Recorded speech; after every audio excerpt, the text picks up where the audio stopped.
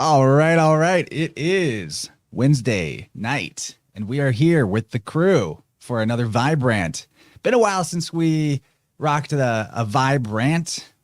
Slick and I have been busy, hot on the trail of the god of mischief, Loki. That's been taking up a lot of our airtime, but this triumphant return is twofold. We've got Michelle and Mario and Kyle all returning to give us the goods on Ophiuchus, Astroherbalism. I'm so excited about this. We began this series a year ago in Sagittarius season. It was one of the biggest highlights of my month every month as we covered all the signs. Definitely couldn't pass up the opportunity with the way that it all just kind of timed perfectly to give ourselves one more ride with the Astroherbalism crew. Can't wait. We're going to get into some deep, deep waters, Ophiuchus being the most enigmatic and in some ways potentially most powerful sign symbolism wise. And you betcha we got that exact level of plant medicine and plant teacher on deck for our talk tonight. It's going to be so awesome. The synchronicity is already thick. We're doing this on 12/13. So 12 signs of the zodiac and then the 13th. That's weird enough, but it gets better. The 13th of December, according to David Matheson, when Mario and I were speaking with him about Ophiuchus not long ago, is the day that the sun actually crosses the foot of Ophiuchus as his toe dips into the zodiac. We did not plan ahead of time. Like, we got to do it on this day specifically. This was the day everybody was available. And not only that, it's episode 113 of VibeRant. So we got 13s all up in this shiz. Could not be better. So I'm extremely excited to do this. Guys, welcome everybody. How's everyone doing? Before we start, I want to do a little bit, before I pass the talking stick, a little bit of promo that I think you guys should know about. First of all, I've got a long-running affiliation throughout the entire duration of this series and into the future indefinitely with Kyle of Tippecanoe Herbs, where you can pick up his awesome herbal medicines, incense, salves, tinctures, you name it, all of the goods. Using the Interverse coupon code for 10% off. You support the podcast with that. It's going to be linked in the show notes of every episode, including this one, so do check it out.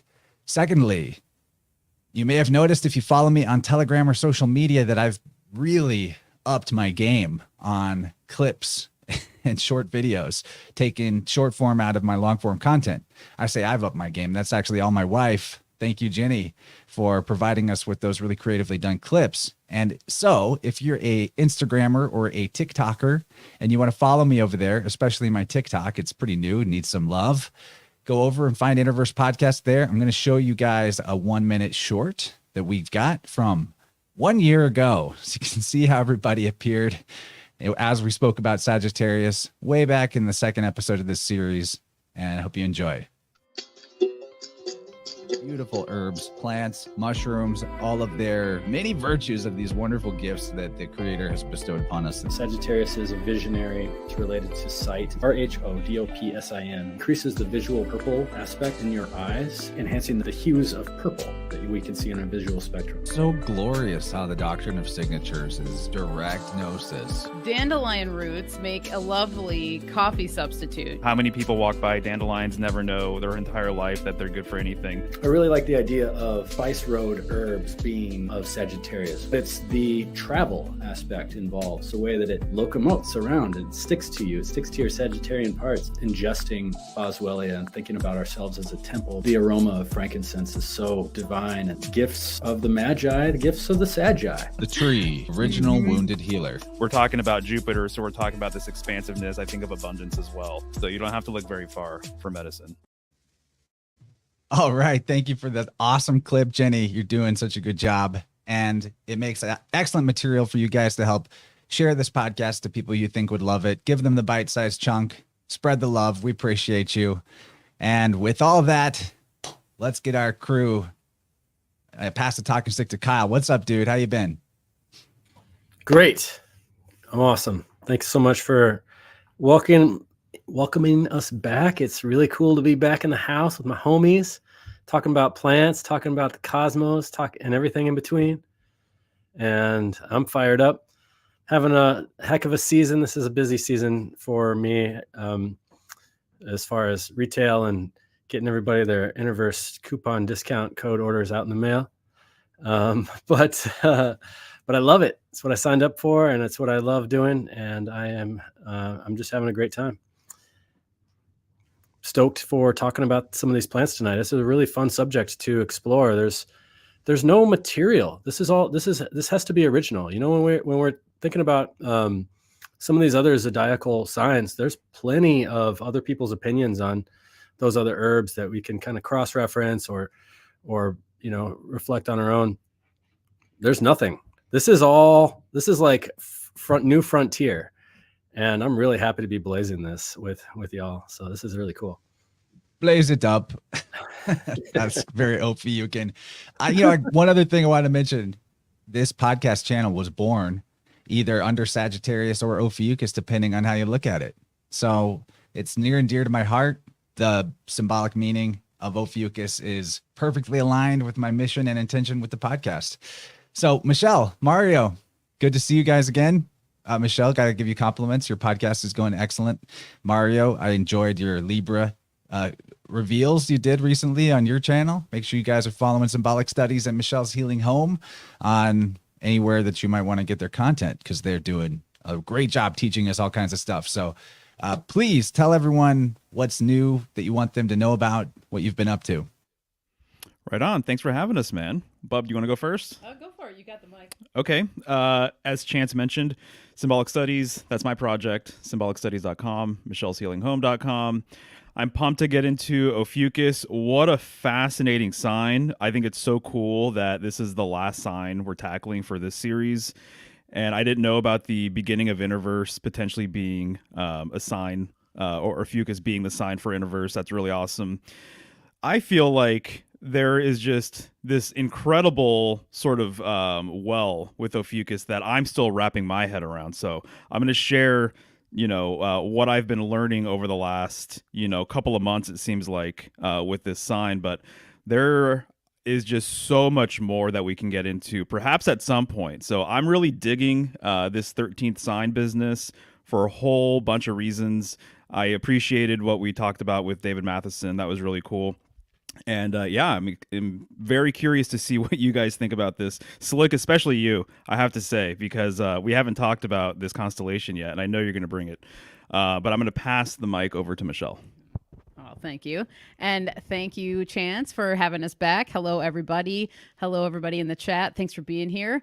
I, too, am really pumped about this. And actually, we've talked about Ophiuchus over the years, but this is the first year that, Mario started his digging, and then all the things he was relaying to me was sparking my interest. And then when Chance proposed us come back for herbs, I'm like, yeah, we should do it, because there is a lot of stuff. And I like what you said, Kyle, about this being an untapped place within the herbal areas. And I think it's untapped in a lot of areas too. A lot of it's kind of a controversial topic in astrology circles as well. So I'm glad we're going for it.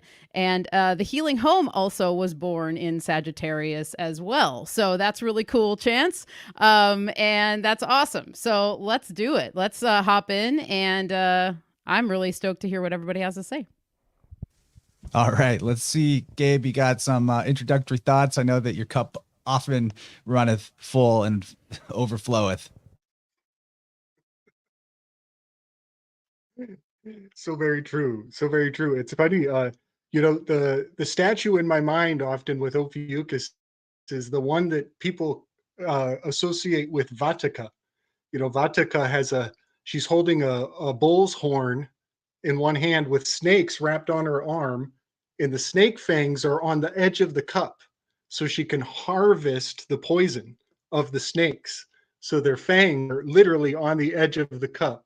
That's a Vatica icon. But this Ophiuchus character has so many of the same ingredients, the serpent charmer. But I think this is one of the father figures of pharmakia, of giving remedy, and something that's fascinating because it's obscure, and when people discover it, it's so exciting. they get a sense. I got a sense. I'm speaking for myself. I think other people get this too. They get the sense that this is what I was looking for. This is what was wrong. This is the missing days of the calendar. This is where the remedy's going to be. And Ophiuchus has this presence that gives you the sense that remedy is here. We can fix something if we get this Ophiuchus thing figured out. And that's awesome, because that's what pharmakia is. You put your sin into a icon or a symbol. Everybody does. Everybody takes a turn putting their sin in this icon, and then it takes the sin away from the city and makes everything better again. So it gives us a good reset. And I only recently learned, as you guys were doing the show with Matheson, I was looking at the star map and I started to realize, nice chance, yes. I started to realize that Ophiuchus's heel, if a drop of blood drips off of his heel, it would fall straight down onto the Ara Altair constellation, which is the magician's table of the Magi card. And so a drop of blood would land on the working space of the scientist. And sure enough, on this table down there is also the microscope, where you would give your DNA for the Magi to tell you who your past was and where you're going in the future. So yeah, all things DNA in the mysticism of pharmakia. We still call it big pharma, so this symbol is so supercharged. It's fascinating, and it's got that lost sheep, stray, runaway, rebel walking away from the other 12. It's got a lot of Judas Iscariot cooked into it. Okay, so I'll stop there. Good reference there. This is Vanth, which is sometimes considered a singular entity. Sometimes there's more than one of them. You find statues and artwork from ancient Etruscans with this psychopomp figure, often associated with or alongside Charon, which is like a prototype of Chiron, or Charon the ferryman. Mario and I got into the Vanth in our psychopomp episode. That was really great. But I wanted to just bring this image up so people could see what he was talking about. This goes back really far. And I even think that a lot of times when we see angel iconography with the wings, at least particularly Gabriel and Michael, the archangels, that those wings might actually be the serpents of Ophiuchus, the constellation, just imagined as something else in the outline. So wanted to bring that up, not to poo-poo on your weave or anything, Gabe, but Vatica, I can't find any receipts on Vatica being real other than references on the internet in terms of it being an Etruscan deity. That doesn't mean that there isn't something there, but I'd love to be able to back up things that we say. So that's why I mentioned that. So it doesn't seem like we're completely shooting from the hip. Yep. I've heard this before. And one thing I'll say is that directly under Rome is Mount Etna, where Medusa is located. So the Medusa is the Vatica. So on a map, I can show you that the Vatica is under the Vatican. It's literally south of the building of the Vatican is where Medusa lives. But then if you follow Michael's spear, the spear of St. Michael, it runs through the Echidna Islands on its way to Jerusalem. And so there's plenty of Vatica underneath Rome. There's plenty. You're just not looking at the right maps. Well, I mean, just not that one specific name of a deity, but the concept. I mean, Medusa is Ophiuchian AF in many ways, or Perseus slaying Medusa, but we're getting ahead of ourselves. Let's bring up the star map here and go around the horn again, talking about what this constellation resonates to each of us individually. And I'll start. The most significant element of Ophiuchus is this idea of stepping off the zodiac and leaving behind the cycle or the circle, the programming or the tendencies that are not our true self that we have identified with over time through conditioning and things like that. That Ophiuchus represents characters or even pathways to wisdom, or even gatekeepers or thresholds to access wisdom that allows us to self-actualize. And when I say self-actualize, I mean invoke the highest aspect of self, a holistic existence that being just 1 out of 12 doesn't really cut for, can't really do it. So Ophiuchus is definitely related to ideas like wisdom and gates. I think that's why Pallas Athena or Pallas Minerva is associated with Ophiuchus so heavily. I mean, she's got all the iconography that you could want, a shield, the aegis with the snake-headed trim on the bottom, a spear or a staff, a winged, or not a winged, a crested helmet, all of that. And then her epithet, Pallas, is said to refer to wisdom, but there are many philological connections to that P to the L that give you ideas relating to gates. So the gateway to wisdom, that's what Ophiuchus, you could boil it down to just one soundbite. I'm going to kick it over to Mario. He looks ready.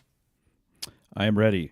Yes, exactly right. So the gateway to wisdom, I really like that. And there's a couple of different ways of looking at the numerology with this, of number 13, of the 13 breaking that solar 12 cycle, right? 12 is very much a solar number. And so the 13 would be the step or the threshold beyond that 12, the conventional 12, if you will. And also, the other way to look at it would be if you had 12 points on a circle, the 13th point would be that center point. So that would be the point of transcendence, right? That would be the still point within the sacred center, right? And so what's really fascinating to me is when I first came across Ophiuchus, the material I was reading, where I really started paying attention to it, the material I was reading was saying that it was compared to a bend in a river, and that it takes you off of the main stream to an alternative stream. And the material I was reading was saying that it's actually pointing you in the direction of the northern sky. And I think it's fascinating that when you look at the head of the serpent, oftentimes it's pointing directly to Ursa Major and Minor. And so it's almost like creating this line to those two constellations. And I have a book here that I've talked about a lot lately. It's called Polaria. And it's by this fellow named W.H. Mueller. And I've gotten to know him, actually, over the last couple of months. And he explicitly says in this book that Ophiuchus is the exit out of the zodiac towards the north. And so he heavily connects Ophiuchus with the polar or northern tradition, which I think is really fascinating. Now, this may have been the old understanding, but it seems like in the solarized world, the new understanding, and I have another book here called Galactic Alignment that has some interesting information about Ophiuchus. And so I'm not reading this one cover to cover, not yet at least, but this author right here is saying that essentially the gateway to wisdom, the sacred center of the heavens in the polarized northern sort of tradition, was the center of the heavens, Polaris. And now in the solarized world, this new gateway or this new axis is the galactic center. And that a lot of the symbolism switched from the northern sky, the 7 stars of Ursa Major and Minor, and over time, basically, a lot of that symbolism was basically transferred over to this new axial alignment that a lot of people recognize today as basically the Pleiades and basically the point in between Ophiuchus, Scorpio, and Sagittarius, that being the galactic center. So Ophiuchus has always been associated with the center. The idea of what the center is, that has transferred over and that has switched. And so the 7 stars of the north, it seems as though a lot of that symbolism was transferred over to the 7 stars of the Pleiades, which is the galactic anti-center. So you're looking towards this part of the heavens, you're looking towards the center of the galaxy, you're looking towards Taurus and the Pleiades, you're looking away from the center of the galaxy. But also Ophiuchus, man, the key words for me personally, when I look into it, I think of all of the symbolism related to the 13, blood, I think of the moon, and I think of Mercury. And there's a huge correspondence between Mercury and the moon that's continuing to blow my mind. But to me, this feels very much like another expression of Mercury, personally. So just a few thoughts off the top of my head. Bub, do you have anything to add? I mean, I just I really like what you're saying here. And I feel like I'm still learning about this sign, but what really comes to mind is mystery and the healing that happens within the mystery, the mysteries of ourselves, the mysteries of other people, the great mysteries of this world and beyond, and actually how much wisdom comes from that. And so I get a huge wisdom sort of hit from Ophiuchus, and I love the idea of it being the bend in the river, because to me, the 13 also, it sometimes gets a bad rap, obviously. In mainstream culture, Friday the 13th, 13 is bad luck. Oh my goodness, it's scary, blah, blah, blah. But when you really start looking into 13, you find out that it has a lot to do with the primordial mother, the creation of whatever we're living in here. And there's actually a very rooted and grounded energy in the 13. And so I think it's really interesting that, you know, in pop culture, mainstream, it's been inverted, just like so many other things have been inverted, which I also think is a reason why Ophiuchus doesn't get talked about that often. And it's kind of like hidden away, and then it's like this taboo thing or what have you. So that's kind of where my mind goes. So it makes me want to know more about it because of how mysterious it is and how it's kind of like shunned away. Right. Yeah, absolutely. The other thing I'll add too is the 13 as it relates to the lunar cycles. Yeah. And then that correspondence or relationship with menstruation. There's a lot kind of going on there. And you said Friday the 13th, so I have to mention that some of my resources talked about the Knights Templars having kind of an affinity for Ophiuchus and potentially going by a 13 sign sort of system. So Tracy Twyman talked about that, which I think is fascinating. Yeah, totally. But we can pass the baton. All right. Playing with some different layouts here. Kyle, I would like to know where you're at with Ophiuchus conceptually. I definitely want to second everything that Mario is saying. I see Ophiuchus as a really great stepping stone out of the mundane wheels on the bus go round and round solar symbolism that we have here, and into a three-dimensional sky. It really does resonate with me in that way as an archetype for that. Just even in that previous thing that you showed, the depiction of him kind of like stepping up, and he's in this artistic rendition that you were showing there. This man is can be interpreted as wrestling this serpent, and so that conjures the image to me of Apollo and the victory over Python, and the lesson in that, which is, you know, Apollo was wrestling Python, and then he became so proud of himself and so boastful of himself, defeating this serpent, that he ended up, you know, talking smack to Eros, who landed him a poison lead dart, and then eventually fell in love with the wrong tree, basically, the bay leaf tree. I think it was Daphne, who turned herself into a bay leaf tree to get away from him. So there's a lesson in that. But then also the depiction that we just saw there, which is something that I resonate more with, is the care that is given to bearing the weight of the journey beyond, the journey outside of the box, the journey beyond the ruled system. You get 12 pieces of pie. You know, how are you going to divide it into 13? And there'll even be some smack talk in astrological communities very often about, you know, whenever just the word Ophiuchus, it's like a trigger. And so here's a depiction of a person bearing that weight, caring for the serpent, which represents that wisdom as he steps up. The other thing I noticed too is that he seems to be looking past Zeus in that depiction. And I always noticed he always kind of looks like he's looking over at Boötes. Like there's this strong relationship. I think that he's like looking over towards his buddy Boötes.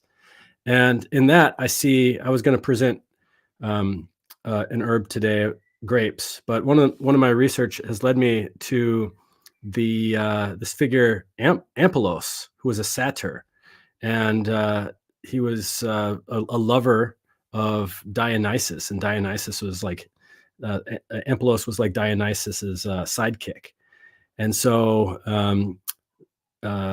he eventually, puts him up into the stars as Bootes to commemorate that, and then Ophiuchus would represent Dionysus in this particular instance too. And so it's really fascinating to me all of the different ways that Ophiuchus can depict all of these different historical figures or mythological figures throughout time, and really give a great context to all of the different stories of the zodiac as the different character Ophiuchus. So yeah, those are a couple of my thoughts right there. Beautiful, man. There's definitely a good system going to have 12 signs to easily measure out. Like you said, it's not easy to do a 13 pie slice circle, right? The concept of Ophiuchus can help us better understand this time in the year and in the sky clock, though. And what's laid up in it symbolically is absolutely useful and valid and worth investigating. One thing that came to mind is how if Ophiuchus is pointing towards the middle, well, on the number line, when you get to 13, that's where the sequence begins that encodes pi in the number line, because the first digits of pi are 3.1415. So 13, 14, 15, in that sequence, you have the first digits of pi, which would begin right in the middle of the 13, aka Ophiuchus. And what is pi? Pi is the transcendental number. So we're talking about transcendence here. We're talking about the radius, which is a line from the outer circumference of a circle to the middle of the circle. So in many ways, in every wisdom tradition, all religions talking about the same thing. As our friend Marty Leeds likes to say, the riddle is to find the middle. And there's never been wiser words than that. But let's kick into gear talking about some of the associations we might make to the major arcana. There isn't, as far as I know, a traditional Ophiuchus rulership to any particular card, but Mario has offered 13, Death, as an Ophiuchian card. I think that fits, being that Scorpio is right in that vicinity. And then we've also got, after this, we'll talk about the World card or Universe, which I think is an appropriate potential as well. So let's kick it over to Mario here. Yeah, so this was an interesting sort of exercise here to see what card fits best with Ophiuchus. And I kept on thinking about the 13th card, Death, here, and then you had brought up the Universe, and I'm like, that fits really, really well. And so the 13 being this number that's related to death and also rebirth, right? And so that fits with Ophiuchus nicely. A lot of Ophiuchus symbolism too, because it is a hidden sign, it does associate with the color black. And so it kind of associates with this idea of a veil, the unknown, the mysteries. And I think that death is appropriate here as well. You'll even notice, right, in the Crowley version, the skeleton itself is black.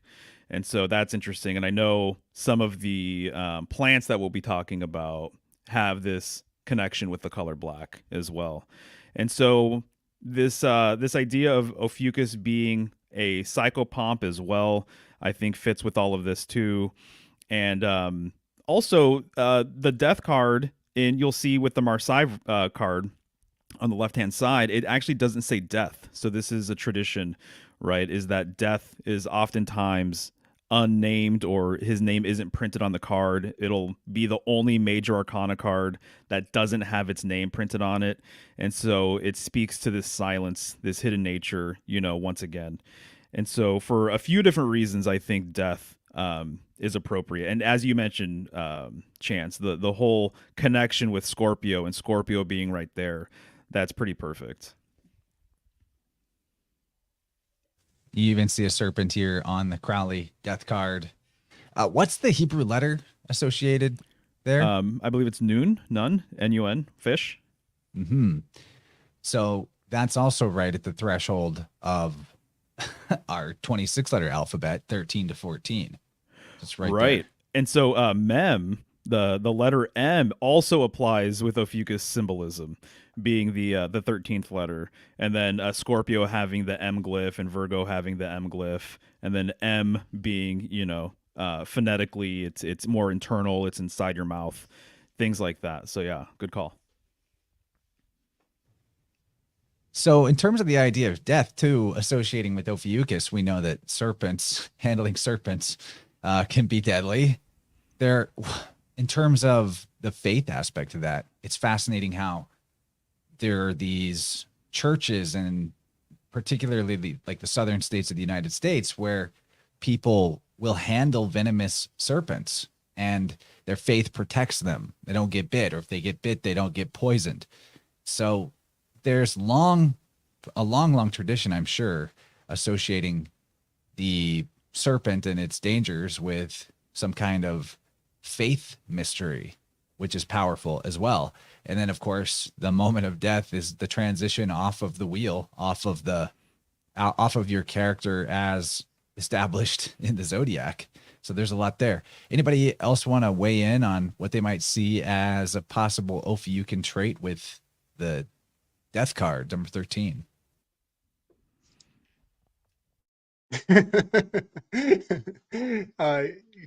Totally. On the symbol for Ophiuchus, if people don't know, it's in your emojis. You could go into the zodiac sign and you'll see it's a horseshoe or like a magnet shape with a squiggly water line going through both of the arms of the magnet, which looks very Baphometish to me. I'm seeing a lot of coagula salva in that squiggly line aspect. I have woven in the past with Michael Wan on the possibility that the Susquehanna River is a bit of a Baphomet in its shape and also in the points of origin at both arms of the river. On one hand is the Herkimer diamonds, the other hand is anthracite coal. Very mysterious materials at the end of the hands of that river. But I think the horseshoe or that oxbow, it's called an oxbow in a river, I think that's harnessed for geomantic purposes. I think they actually make rivers, they design them to have those in there so they can actually create a natural dialectic, a resistance against the flow that can be harnessed. And this is all a lesson that is encapsulated in a single glyph. Just the water shape in a horseshoe is telling you Benjamin Franklin's secrets right there. Benjamin Franklin actually harnessed the river in Philadelphia. So the Museum of the Arts is literally a living embodiment of the expression of the symbol of Ophiuchus. The Museum of the Arts is where you can find Ophiuchus's glyph in action in a building. Okay, I had to say that. And also South Bend, Indiana. I live very near South Bend. South Bend is the same thing with the horseshoe. They're harnessing these energies. They have been for a very long time. But South Bend is where Notre Dame is at. And we know about river rituals around Catholic spires and cathedrals.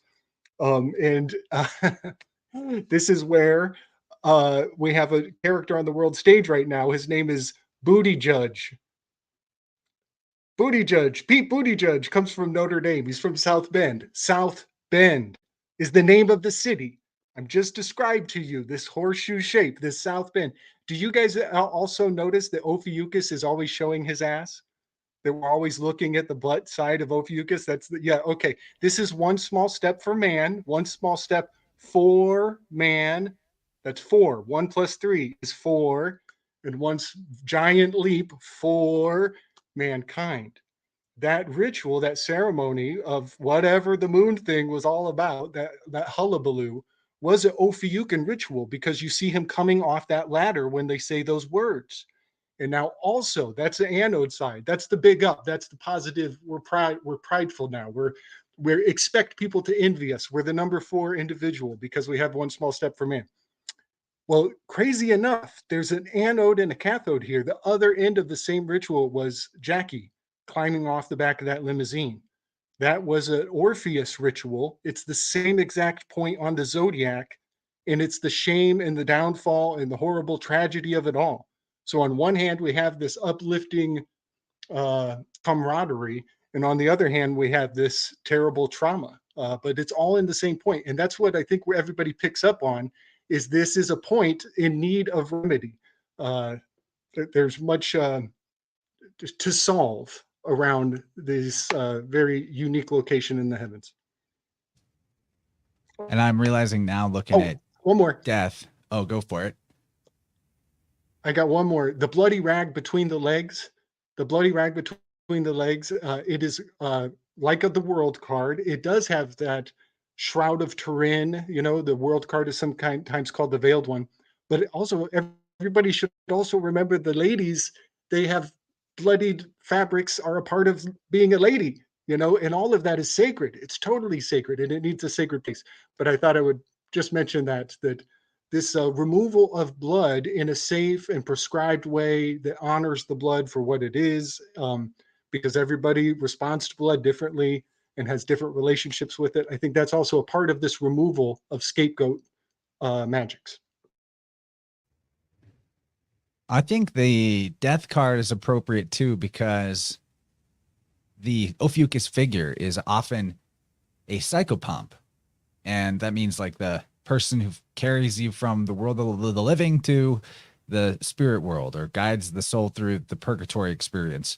I was doing some research for the Marvelous Demystifiers Loki series about purgatory and the origins of that as a concept.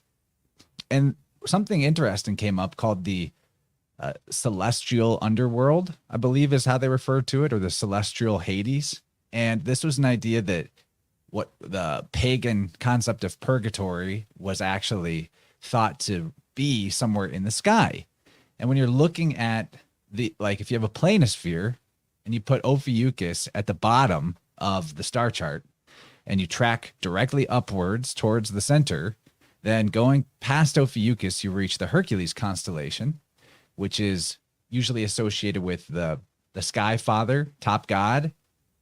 And then beyond that, you get to Draco, and then you get to the Ursa Minor, and then you get to the pole. Right around there, though, after you pass Ophiuchus, in that same general area of the sky is where, like if we go back here, you can see it actually. You see right above him, there's Cerberus and Hercules. So that's like Pluto and or Serapis or Hades and the three-headed dog that guards the underworld. It was often right there with Ophiuchus type figures and iconography. Really, all of the gods kind of resolve down into three and then into one, of course. But I think it's interesting that death in that moment, especially with near-death experiences, people often meet Jesus or Buddha. Both of them are well-established Ophiuchian figures in astrotheological studies, particularly highlighted by David Matheson. So, yeah, death happens, and then you meet Ophiuchus on your way up, or you meet characters associated with Ophiuchus, to each their own, based on maybe their memory field and their belief system. But I find that pretty fascinating that the 13 is death, and that's the moment you would need a psychopomp to guide you through your underworld journey, which the further I go with it, I'm definitely thinking the underworld is the heavens, not inside the earth. Apart from the point that the heavens actually turn and go under the earth partially, like half of the sky does. There's that aspect, but yeah, there's a lot to it. And then we have the world card, which the obvious symbolism here, you see she's holding two batons in the more classic, the older versions of the card. There's the whole circle that she's in the center of. The sash that she's wearing, that's basically a replacement idea for the serpents. In fact, even in the Odyssey, the titular character Ulysses or Odysseus, he's actually granted a sash, which has protective qualities. And I think that this sash in symbolism is usually something that is referring to the way that the constellation Ophiuchus looks in the sky, and the characters that use a magical sash in their legend are referencing this part of the sky clock. So What do you guys think about the world? Anybody want to weigh in first? Yeah, I got one. Just another reference to Apollo here. The victory of Apollo over Python was claiming the bay laurel tree as his victory eventually. And so here we have a wreath of laurel. This is symbolizing kind of like a victorious conclusion. And I went back and I listened to the episode that you did a second time with Mario and David Matheson. And I just found that episode to be extremely beneficial for anyone studying Ophiuchus. And his mentioning of the Hector having two scepters there. And so we could see that with both of these cards too. And also in this, the universe card over here on the right, the Thoth deck, and how looks like the serpent. It just calls to mind something I just forgot to mention is as the serpent bearer, as somebody who is actually examining the snake in the form of an augury reader, that's looking at the, as Gabe has mentioned previously, like looking at the entrails of the serpent, or it's not a serpent, it's just entrails in general. It's just he's just bearing this. And that actually just reminded me too that in Italian, that word auguri, is a really common word. It's what you say to people every year when they have their birthday or every celebration. You say tanti auguri. It means another one. So it's a very common. So yeah, you'll hear the word auguri, and I think that's really interesting. I wondered what that meant. It was if it had something to do more with this scene into the future, celebrating into the future. It's a good path forward for you. Congratulations on your new job, and of course with the world and the completion, and congratulations and an augury. May the auguries be with you. That kind of thing. I think it's really interesting.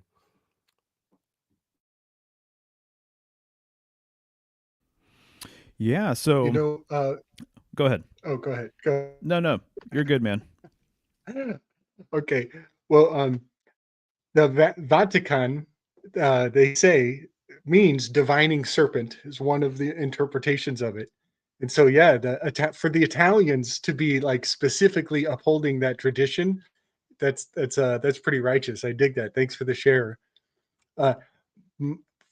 I love this as Ophiuchus. It's a perfect fit. Like she's got her knees bent, her feet are in the absolutely flawless position to be Ophiuchus. But I'm allowing myself to be of two minds because I have a reservation around the Indus constellation that is like a home run for the Thoth world card, but not so much with the Rider-Waite in the other decks. The other decks are much more Ophiuchian, but I've got a bias for the Thoth universe card as the Indus constellation. So, but that doesn't mean anybody's more right than the other, because it's amazing how these the symbolism is transcendent in that aspect.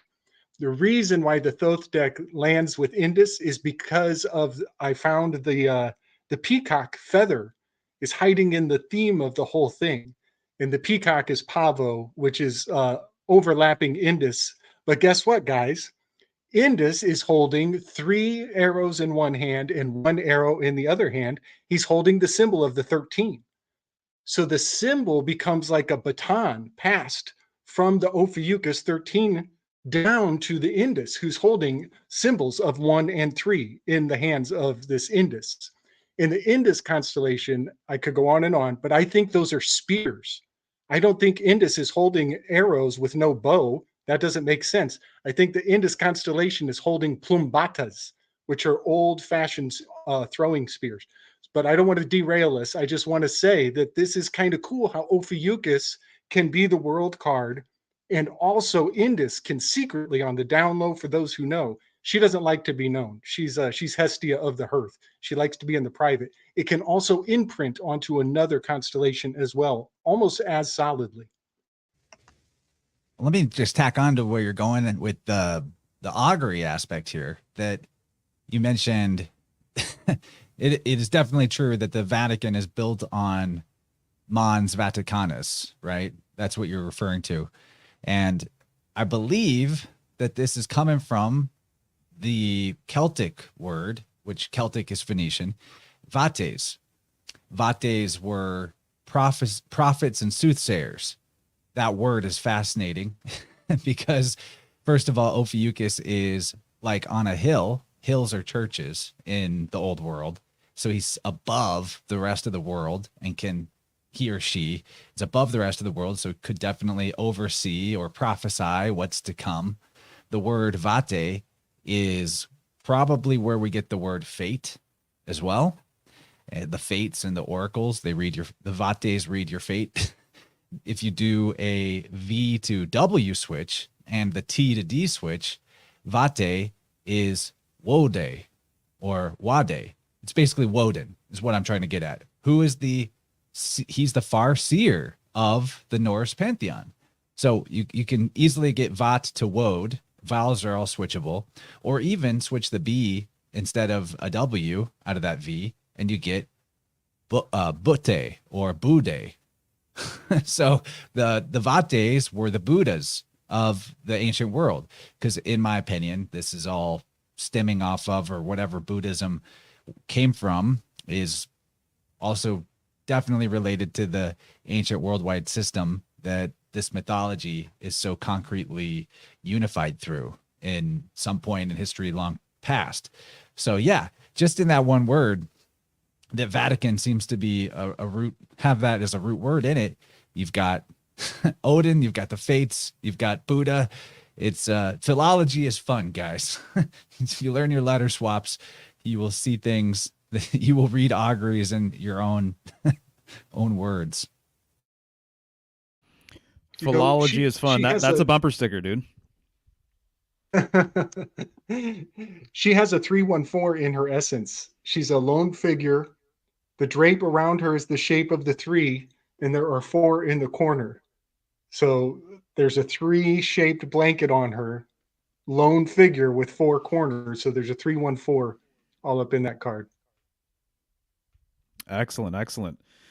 Yeah, what I see in the universe card and how it could relate to Ophiuchus, I'm thinking about the dead center of like most of these cards here, but I would say especially the 2 on the left, where to me the dead center of the card would be her belly.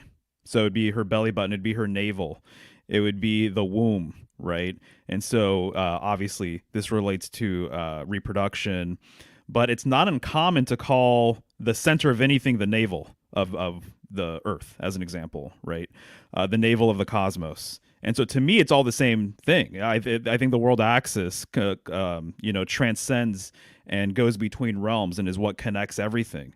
And so to me, the world axis symbolism, to me, is off the charts. So her belly, her womb, her navel, being right there, dead center. And then obviously I think of the umbilical cord and some of the placental symbolism that we've gotten into, and how that relates to the world tree, and the world tree being another correspondence for this world axis.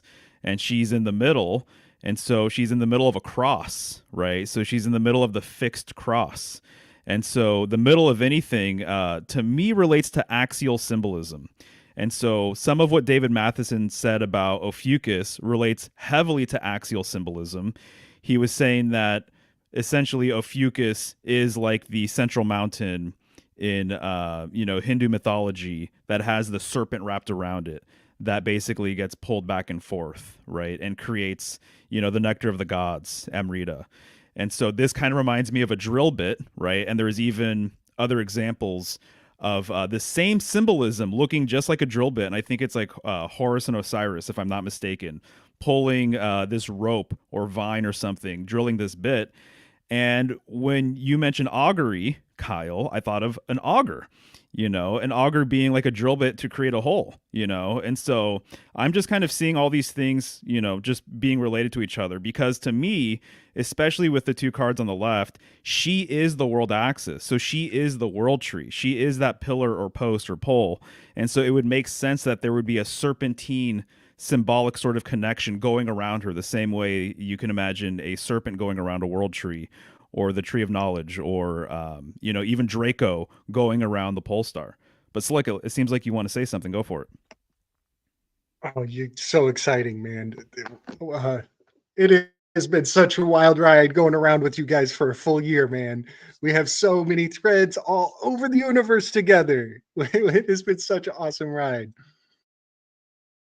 Yes, the drill bit is just hitting so many chords for me, because of the augury reading, but also we know that there's an agency, a 3-letter agency, and their name sounds a whole lot like the phrase Sea Trails Intelligence Agency. Sea Trails Intelligence Agency. That phrase sounds a whole lot like a 3-letter agency that may have something to do with the divining serpent known as the Vatican. They might have made a holy scripture in 47 and named it the snake-made texts, the Nagas Mahdi texts, right? So yeah, this 3-letter agency, sorry, I'm having fun. They run drills. They run drills before events. They also run drills into the headlines of mankind and seed our consciousness, so we expect to see what they tell us is happening. And so this is the psychic crop dusting that benefits the dogs of war at the Dow Jones, but the drills is really something, man. Now, again, remember, Ophiuchus, a drop of blood would fall straight down onto the Ara Altair constellation, just under his heel. And on the other side of that table is the Indus constellation. But on the table is a microscope, is a telescope. Okay, so what shape is DNA? In the shape of an auger. So DNA is a buy-in. The concept of DNA is a psychic buy-in to your mind. You've given them access. You've said, okay, come on in. I will point out that the tribe of DAN is a very contentious genetics line, has much to do with the Tuatha De Danann, and people who are into certain mythologies are going to get put in crosshairs. But I'm telling you, it is so fascinating to know that DNA is in the shape of an auger that seeds your mind for a bunch of bullshit to be planted, for you to expect somebody else to tell you about your ancestors. Yeah, the CIA, when they got DNA, they started running this op on people where they could come out of nowhere. A total stranger could come out of nowhere and say, "Hey, guess what? We found out that there's actually a secret inheritance, and you're the special one. And if you do this operation for us, we can connect you to your inheritance." And they run people off of cliffs with that kind of shit. And now they got the entire world bought in on this drill. I'm gonna stop. I'm getting excited. Well, this is great, though. Here's a book that kind of illustrates the point that I'm about to make, which is something I've said before. I think it was a big topic in the previous Interverse episode, but that there's no such thing as cutting edge, frontier, scientific, brand new knowledge outside of abstractions created by further and further levels of bizarre mathematics and simulations. That being said, The Cosmic Serpent, DNA and the Origins of Knowledge by Jeremy Narby. This guy, I believe, had a lot of ayahuasca journeys, is kind of an anthropologist, but his assertion was that DNA is the ancient people were aware of DNA and that there's some information in DNA, and that's whence comes the idea that the serpent contains knowledge. And yeah, it's an interesting book, but what I see here is that, science is giving us this idea of DNA, and that's basically their way of materializing the old symbolism of the serpent in the garden, which in a lot of Gnostic traditions, the serpent is actually attributed to, or an incarnation of Christ. It's not the devil or it's not evil. It's a savior figure in a sense, which, yeah, it's the battle as old as time. Was the snake the good guy or the bad guy? We don't know. We're not here to make judgment calls like that, but there's definitely something to what you're talking about there with the the auger shape and the double helix and the two serpents carried by Ophiuchus. This double helix symbolism is very, very ancient. I think. Yes. Go ahead. I got one more thing to. Sometimes I assume people know things that I've thought of and then forgot, and then I remember them, and I'm like, oh, that doesn't make sense if you don't know this part. And that is that the microscope constellation on the table, next to the table of the Indus down there, the microscopium, its abbreviation name is MIC. There's another 3-letter agency with the same letters there. But it used to be, during the Industrial Revolution, it was a drill press. It was an auger, an industrial auger. And then they say, I don't have receipts on this, but they say that before it was an industrial auger, it was an augury reader in Egyptian cosmology, whose name was, I think, Neter, Neter. And this character is a diviner. And he has Egyptian hieroglyphic symbols that mean that he can see the future. But Chance, isn't this kind of fun? It just occurred to me. Hiero means love. Glyphs is letters. Hieroglyphs is actually like erotic attachment to words. Hieroglyphs. Do you think? Well, I think that it's sacred. Hiero is sacred, but yeah, that's the same, basically the same word as arrow. So I think there may be a time in the past where erotic energy was thought of as sacred rather than the inversion that's been put on it by more recent religious movements. That's for sure. Neter is a very loaded word in Egyptian, but it's referred to as the name of God, or a name of a god, or a name for gods, plural, the way we would say gods. And it seems evident that that word also gives us in some way connected to the idea of nature. And speaking of nature, we're an hour in, so it's a great time to start talking about herbs that correlate to Ophiuchus, because we could just go all night talking about what symbolism is laid up in this thing. But people are also here to get the goods on how to access this archetype's energy through the plant kingdom, and I'm really excited about that. Yeah, there's nothing wrong with planting seeds. There is a problem with drilling seeds into people's minds unsuspectedly. But I guess what I'd like to offer is that transparency of being the good gardener, being responsible with the seeds that we are putting into good soil. And here's the good soil Chance has provided for us with this excellent show and this excellent audience. And so let's plant some seeds and see how they grow into this tying in with this Ophiuchus idea. Okay, black cohosh. This is a Native American name. It comes from the eastern version or eastern area of like the Anishinaabe, northeastern. And the word cohosh is this is where, like, sometimes I'm like, when people say like, oh, there's a patriarchy and blah blah blah, I'm like, I don't know, whatever. But when you read old herbals, there is kind of a evidence of the patriarchy when they say like, oh, black cohosh means like an herb for women's problems, and then like turn the page. That's about it. Like, we want our hands off. We don't want to have anything to do with like women's problems. It's very often it's pigeonholed into an herb that is really, really beneficial for the fluctuations of hormones and body temperature within menopause. But it's it's much more complicated than that.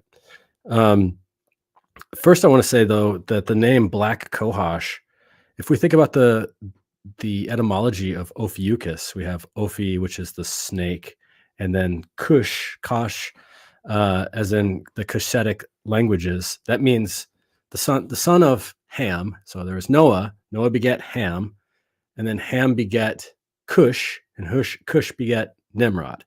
And there's that part of the world that is like Ethiopia, and basically the word Cush has a relationship to the word like dark one. And so it's interesting when I look at this word, I see the word like black dark one. It's kind of stands out to me. So this was definitely something that I had been thinking of for this episode, but then when I started going over that etymology, it really got me. Another name for this plant is black snake root. The way that I know this plant sometimes is Chimichifuga racemosa, but the botanist, they came and changed it recently, Achatea racemosa, and that's just this, the priesthood of plants that always wants to fuck around with words. But anyway, as far as the medicinal qualities,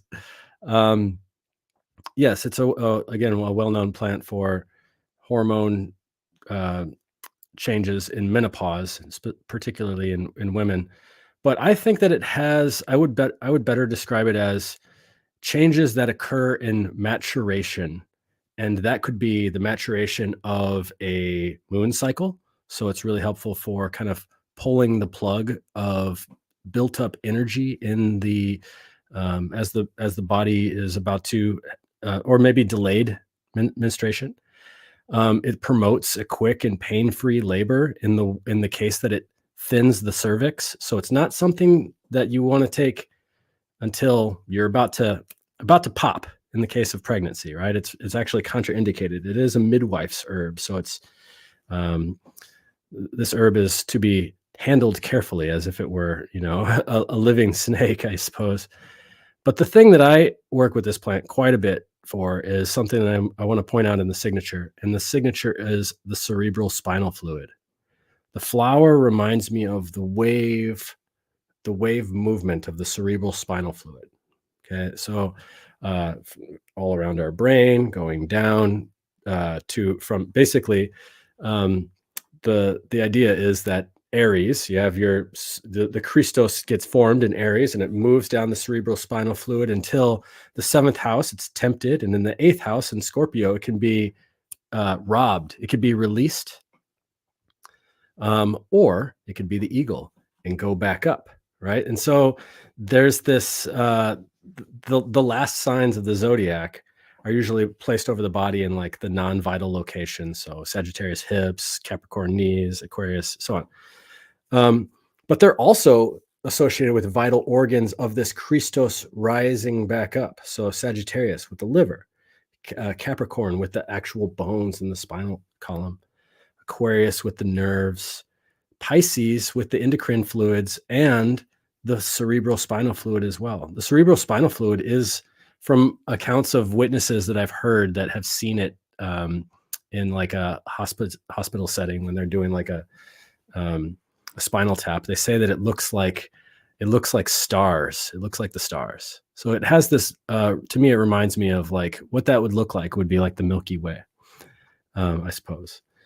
But going back to that idea of the Christos going down and not rising back up, but also not being robbed, there's a tendency in a lot of times with this inability of maturation of the menses, and particularly in Scorpio women, for like a dark brooding tendencies, dark brooding pain,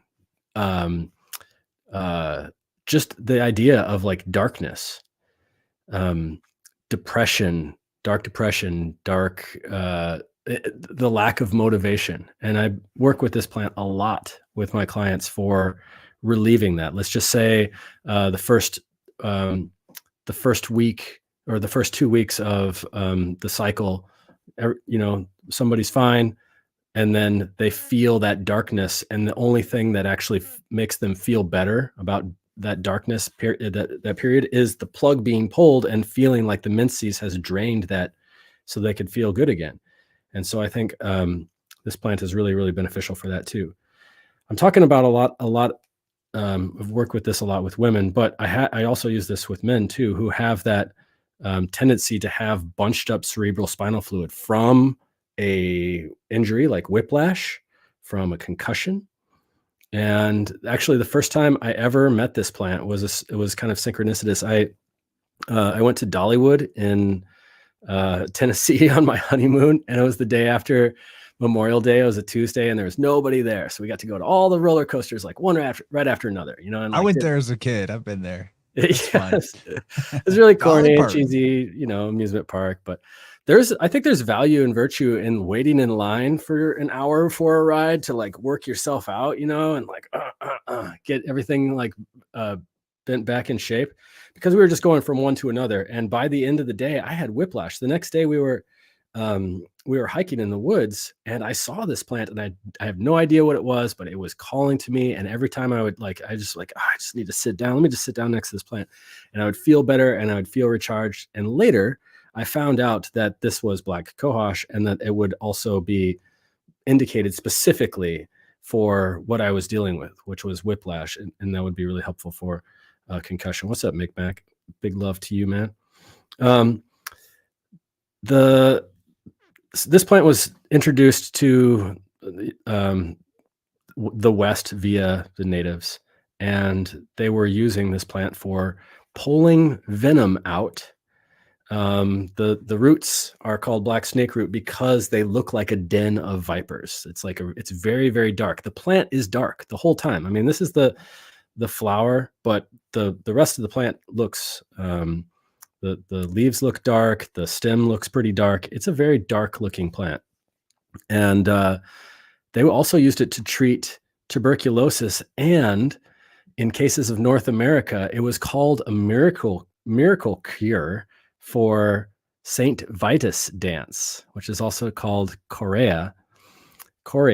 And Saint Vitus dance, that's a really fascinating thing to talk about too, because this is a North American plant, but Saint Vitus is, you know, and the dance of Saint Vitus, this is all from European times, but basically it was kind of like a unexplained twitching, and it's not exactly epilepsy, but the way that it was always described in the old books was that it was like demonic possession. And there was times in Strasbourg where there was like 400 people that died or something from heat stroke for dancing for 2 weeks or something like that. Some accounts 40, some accounts 400. And then even in Puglia, in the heel of Italy, this is where we get the tarantula dance, because there was a woman who was bitten by a venomous creature, and the remedy for it was to shimmy and shake, and it was prescribed, and it was okay, because this is an area of Italy that really embraces the pagan connection with Catholicism too. And so it was okay to shimmy and shake. And they even have like Befana, which is like the person that brings presents at Christmas time. That's like classic witch with the wart on their nose that rides a broom and everything like that. And so black cohosh here in the North America version of Saint Vitus dance, which is like this unexplained cultural madness that overtakes certain people, and it's like a hysteria that makes people dance. And I think it, you know, and the scientific people are like, oh, it's a virus and it's like a magical floating pathogen that goes around and it, you know, it lands inside people's nose. I think it's way more magical than that, and I think it's very, very interesting condition. But anyway, black snake root, black is the name, black cohosh, and it's a great connection with the cerebral spinal fluid. What the cerebral spinal fluid represents as the gateway, the pathway of the Milky Way up to the cosmos, the spine, all of that symbolism that we had been talking about earlier. And to me, I think it's a great introduction to this topic from the herbal standpoint. It's interesting that you brought up the cerebral spinal fluid, because when you look at Ophiuchus, it's the gateway to wisdom, right? Or the gateway to the north. And he's standing right on that river of stars, or even what you could consider like a spine, which is the Milky Way. And I did not know that fluid could sparkle like stars. I couldn't really see it. I did some Google image searching, but hey, if there was something that like magical and esoteric about an occulted aspect of our body, probably not going to be highlighted by the materialist mainstream medical industry, who they want to be the gatekeepers to that information. I'm glad he brought up the Kush weave as well, the black god. There's a lot of that when we look into the symbolism of coffee as well. So we'll get to that, but seeing how this is grape-like with racemosa, I wanted to throw out there that word ras, well, in Greek, the ancient Greek word for grape was like rax or ras or something like that. It would be rho alpha chi. So we would transliterate that to be like RAX, but it could also be RAS or RAZ or RAK, something like that. And that's pretty cognate with a lot of other languages, being that Persians called the word for vine raz or raz. The Etruscans, the precursor to the Italians and the Romans, they actually didn't call themselves Etruscans or Etrurians. They called themselves Rasenna. So this word ras has a lot of connection to the idea of wisdom, which is Ophiuchus, right? Ras, like think of the Ethiopian Rastafari, right? They call themselves Ras. That means that they're a learned elder or a wise one, something along those lines, if I'm not mistaken. So it's fascinating to see this correlation with the grape and the wise. So the Rasenna, the Etrurians, the people of the grape, or the people of the wise keepers of wisdom, something along those lines. They definitely had a thing with serpent-based augury. But check this out. This came up the other day. Okay. This is, they call it the Tomb of the Blue Demon. And this is dated to the 5th century BC, an ancient Etrurian tomb. And look at this figure here. You have 2 serpents. He's in the Ophiuchus pose, but he's blue, which connects him to like the Hindu deities and Shiva or other underworld deities. Very fascinating. So wanted to bring that into the weave as well. Even the way that the scales on the snake are depicted in this artwork, it really reminds me of how the grape-like element of this black cohosh. Pretty cool. Yeah, that's awesome. Yeah, man. Just wanted to add real quick, and this is going to be very obvious to some people, but Kundalini serpents, and it being depicted going up the spine, right? And the spine being just another, in my opinion, it's emblematic of the world axis, and because everything seems to be modeled off of that. And then every stem really being kind of a world axis symbol, in my opinion, as well, in that it's what I always say is that it's a bridge between heaven and earth. It aspires to go upward like Jacob's ladder, and so to me, all of that symbolism is just beautiful. As Ophiuchus relates to the color black, and I just want to riff on black real quick. I was blown away. I thought this was really intriguing. I was looking into Ophiuchus a couple weeks ago, I think, to prep for the David Matheson show. And I came across this guy who is a 13-sign astrologer. So he acknowledges Ophiuchus in his natal charts and things like that. And he's also an Egyptologist. And he went to Egypt, and he went to Dendera to see the Dendera zodiac. And there's different ways, right, of showing constellations. So you can have the actual disc, the wheel itself, the whole entire sky map of the heavens. But what he was showing was a portion of the temple where all of the constellations had their own little frame, and they were kind of like all sitting next to each other on the ceiling of this specific temple. And he was saying that this temple was used by common people for a long time as just a dwelling or a shelter before it got, I guess, renovated. And he was saying that there was so much soot all over the ceilings and walls that you really couldn't make out anything. And so apparently the Egyptian government or whomever took a long time to clean this temple, right? Because otherwise it was just all black. But there was one constellation whose soot, whose blackness they did not clean. And it was actually Ophiuchus. And so he has photos of it. He has video of it. He was saying that he understands the symbolism behind it. We're talking about it. And so he thinks that that's a direct nod Who was responsible for this? I'm not really sure. He doesn't know either. But that was the only portion of the whole entire ceiling that still had the black soot on it. It was Ophiuchus, the black one. So I thought that was pretty gnarly. It makes me think of the death card for sure. You know, the Thoth deck card, because he's all black, shadowy, blacked out, wearing I think the helmet of Pluto in that card. That's pretty far out. And Dandara has the word Dan in Dandara. This again with this echo of this sacred tribe. Man, I'm looking forward to more on that. And it would be silly not to mention that Krishna, another Ophiuchian type figure, that word in the Hindu actually means swarthy or black. So if we're going to connect the word Krishna to Christ or Christos, there's pretty good, I think, reason to do so. In fact, there's even symbolism in, I think, like the medieval period with Jesus with black doves, which is fascinating. The dove is definitely like a symbol correlate with Christ often. Dove in ancient Irish means black as well, which is Phoenician. Pool. Right. That's really interesting, the black dove thing. I've never heard that before, but that conjures up some new connections and ideas.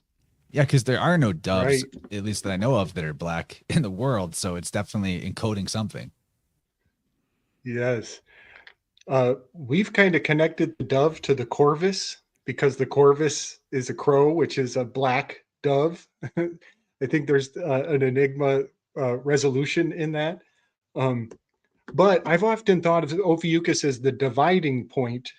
His legs are like scissors, like he could almost cut that snake in half if he takes that step forward. And then there's the divining of the divining. You know, you got to divide up the snake to look inside.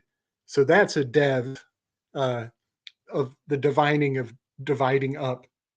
I think that part of the divining process, they actually draw a rectangle in the sky, and then if a bird flies from certain directions, it's either good or bad depending on the direction. So that's another part of the divining.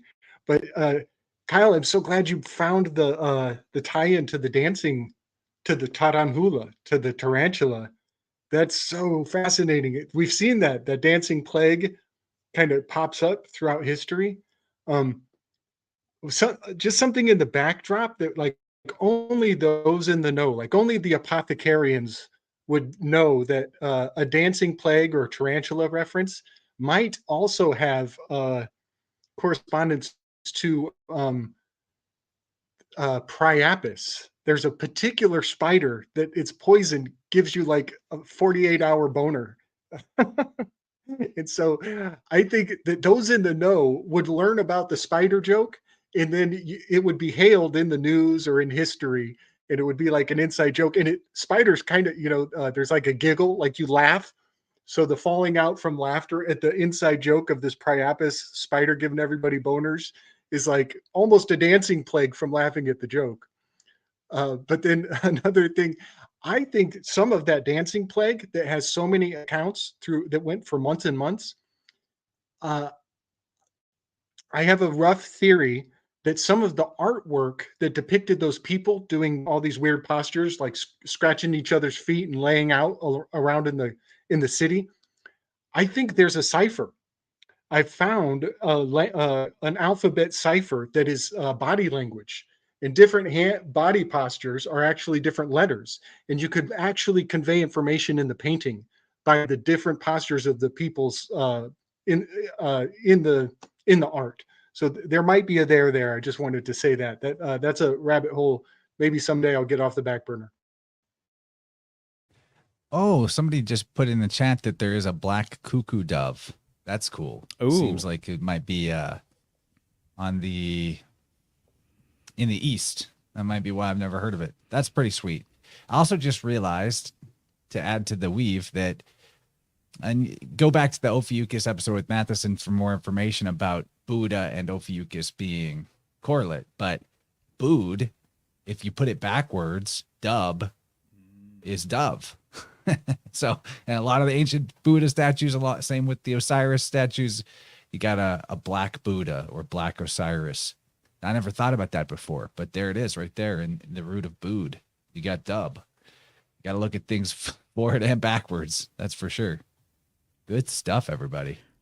For what it's worth, Kenneth Grant, he says that some occult groups will use the dove as a substitute symbol for Typhon, which that's a whole rabbit hole. But it's interesting because the OTO symbol has a dove on it as well, and it has a Eucharist, and it's putting it into a holy grail or chalice or something along these lines, if I'm not mistaken.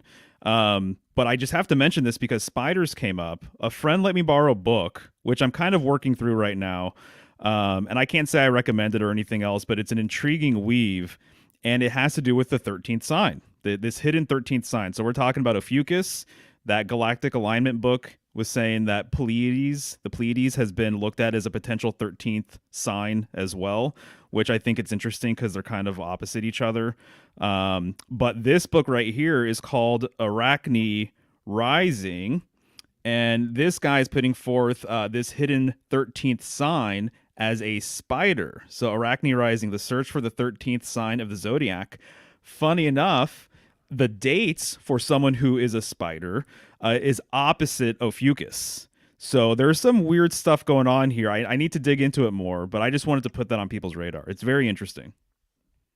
Okay, can I go crazy for just a second? Oh, gosh. Okay. Oh my goodness.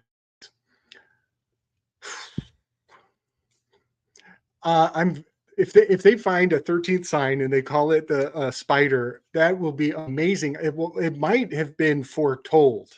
There might be some prophetic energy around the potential of that, if that comes to fruition. Friedrich Nietzsche has his one love interest, his main love interest, his main squeeze. He considered her much like Arachne.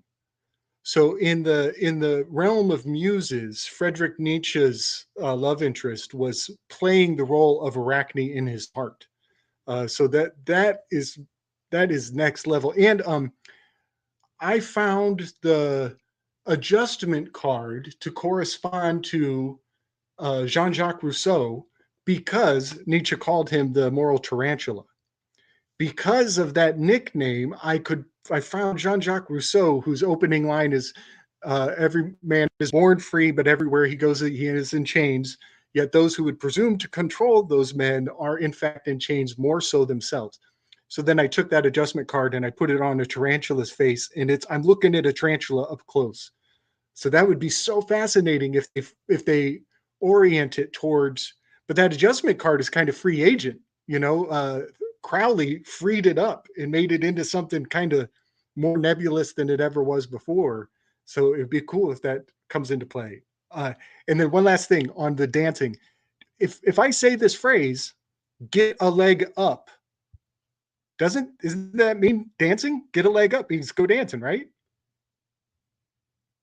It means like to be better than the other guy, really. But I think it implies dancing. So yeah, I think Ophiuchus's entire posture is very dance oriented. Just my,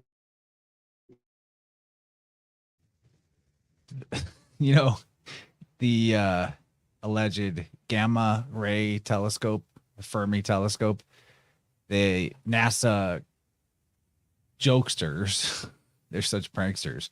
They created or made up like in 2018, I think it was 21 new constellations that we can't see because we don't have their special fancy gamma telescope, but they put up there and a Godzilla, a obelisk, a Starship Enterprise, Little Prince, Hulk, Eiffel Tower, a TARDIS from Doctor Who, and the Lighthouse of Alexandria, Albert Einstein, a Black Widow spider, quite a few more.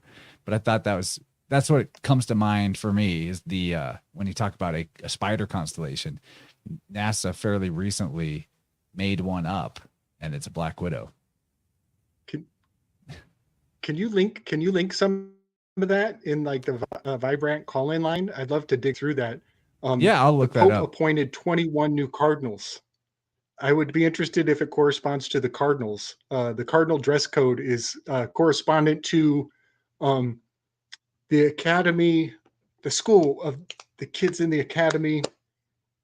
It was a whole series came out recently. But yeah, it'd be interesting if the 21 new constellations correlate to the new appointed cardinals. Okay, tangents aside. Oh man, this is a big one. Oh goodness. All What's right. up, Salvia? I hope no one gets triggered because I know a lot of people have had not pleasant experiences with this plant. I would include myself in that, but I have a grander understanding of this plant now than from the first time I was imbibing in it or with it, which was a long time ago. And typically, a lot of people are given this plant to smoke. And one of the things I've learned about it over the years is that it actually doesn't want to be smoked. It wants to be eaten. The leaves want to be eaten or made into tea. And so this is Salvia divinorum. And kind of back to what Kyle was talking about with botanists changing names of plants. While researching this, this is also known as Salvia divinatorum, which now there's people that say that when it's the divinorum, it means the salvia of the ghosts. And the divinatorum is the salvia of the priests or sage of the diviners, which I thought was interesting. So I'm not 100% sure. Maybe you guys will know a little bit more what just the difference with a T, putting a T in there. So not sure. But anyway, that's something I wanted to bring to the table because I thought that was interesting when you're looking at it as salvia of the ghosts versus salvia of the priests or the diviners. So it kind of is a flip there. Which I think is interesting. So in Mexico, this is native to Mexico, specifically in Oaxaca, in the mountains of Oaxaca. And I found it really interesting as well that it typically only grows in that area, or it's very concentrated there. This is called La Pastora. Which translates to the shepherdess, which I think is interesting too, because she's like a herding plant. She wants to kind of bring you into her womb space. And I think that's more of the energy that's going on here because she's also associated with the Virgin Mary. Very feminine energy going on here. And also when you're looking at like the Aztec beliefs of the creation of plants. The order of this creation says that the father is tobacco, the mother is salvia, and the mushrooms, psychedelic mushrooms, are the children, which I found to be really interesting. And a lot of times, salvia is used in substitute for mushrooms. So if maybe they didn't have mushrooms around or something at that time, they would actually bring the salvia into these ceremonies because salvia does have the effects, it will take you into a different realm, really. And for those people who have used it in the way of smoking, you will be able to know that it does pull you out of this realm and it takes you somewhere else. And it can be terrifying. I had a pretty terrifying experience on it, in my mid-20s, and never wanted to do it again. But as I said, since then, I was gifted a plant of salvia. I grew it as a house plant for many years. And just last year, it kind of took a turn downward. So it wasn't doing so hot. So before I lost her entirely, I made a tincture out of it. And yesterday I imbibed in the tincture because it had been actually macerating for about a year. And I had to do it before the show because I was like, I need to find out more about her and learn the ways other than what I've already known about her. And I'll tell you that it was one of the more peaceful experiences that I've had in a while with a more psychedelic plant. And I ended up following the guidelines of how they like to harvest this plant, they only use the leaves, and they typically will harvest 26 leaves for a ceremony, and they'll harvest it in pairs of 2. So 2 pairs of 13 to equal the 26, which I found very fascinating, and another weave to go with the Ophiuchus theme here that we're talking about. And so I ended up just following the 26 drop. I took 26 drops of the tincture to kind of like, you know, marry those numbers together. And it was really peaceful. And one of the things that really came through was the connection to water, the connection to womb space. And one of the first sensations that I had was, you know, everyone usually knows what it feels like to tread water. You know, when you're just treading water, your head is kind of like bobbing up and down, and you're feeling the water hitting the back of your head, right at the top of your spine. That was where I got most of my sensations here. And I felt a constant rocking, like there was a motion of rocking, that I was being rocked by the water, by the ocean, which really brought me back to, again, that womb space, this mother aspect, going back to the primordial mother, visions of water coming onto the shore, like waves coming onto the shore, was another one that came through, but very grounding. I could see that this remedy could be used low dose for anxiety, someone that feels ungrounded, or someone that might need to be relaxed in a deeper way, but not in a relaxed way where you want to fall asleep. But when I kind of came out of the meditation, the biggest thing that came over me was the feeling of like I felt like I had just come out of a massage. And so anyone who's had a deep tissue massage knows how just relaxed you feel. Like every single muscle just feels relaxed. And that was the sensation that I got with this plant. And so when you're traditionally using it, if you were to go to curandera in Mexico, they would prepare this for you by rolling the leaves into like a cigar shape, and you would consume the leaf. And typically they'll sing and they'll chant, and tobacco is sometimes used as a smudge to open the space or clear the space. And you can find some pretty good videos on this where people are actually going and you know, honoring this plant traditionally, how it should be or wants to be consumed. It also really likes to grow in darker areas. It really loves water. It likes a lot of water. It likes a moist place. So that came back through with my experience. And it also, being in a darker area, reminds me kind of more of like just like a more sacred space in the forest, where you may have to like search this out. And if you watch some videos of people trying to go and find this plant, you're having to hike up into the mountains, and then all of a sudden you're just, oh, look at it all there. It's beautiful. And there's just tons of it. And so, yeah, I think it's really interesting too, that this has been inverted for us here in the States, that, you know, a lot of people get it and they smoke it and it's just like, whoa, what the heck? And then it's all crazy and stuff like that. So I learned that aspect of it years ago from Terrence McKenna's brother, his name is escaping me. Dennis. Yeah, Dennis McKenna. We went to a talk that he gave in Portland years ago, and he talked about salvia and how it's not wanting to be smoked. It's actually a water plant. It wants to be utilized in water. And the other reason why they chew it is that it's our mucous membranes in our mouth that really kind of activates it, or what have you. And one of the other ways that they'll tell you to consume it is to not necessarily swallow, like hold the juices of the plant in your mouth as long as possible before you just start swallowing it. And yeah, it's a pretty magnificent plant. It's in the mint family. You can kind of see by this photo that it has a square stem. And I'd love to hear what Kyle has to say too, because I know that he's got some notes on salvia as well, and what everybody else has to say too. Thanks. Yeah. I was just I have my Herb of the Week podcast, and I just did salvia a couple of weeks ago because it's the whole genus of sage. So we're talking about like garden variety sage and all the different types of burning sages. And of course I put a little thing about Salvia divinorum in there too.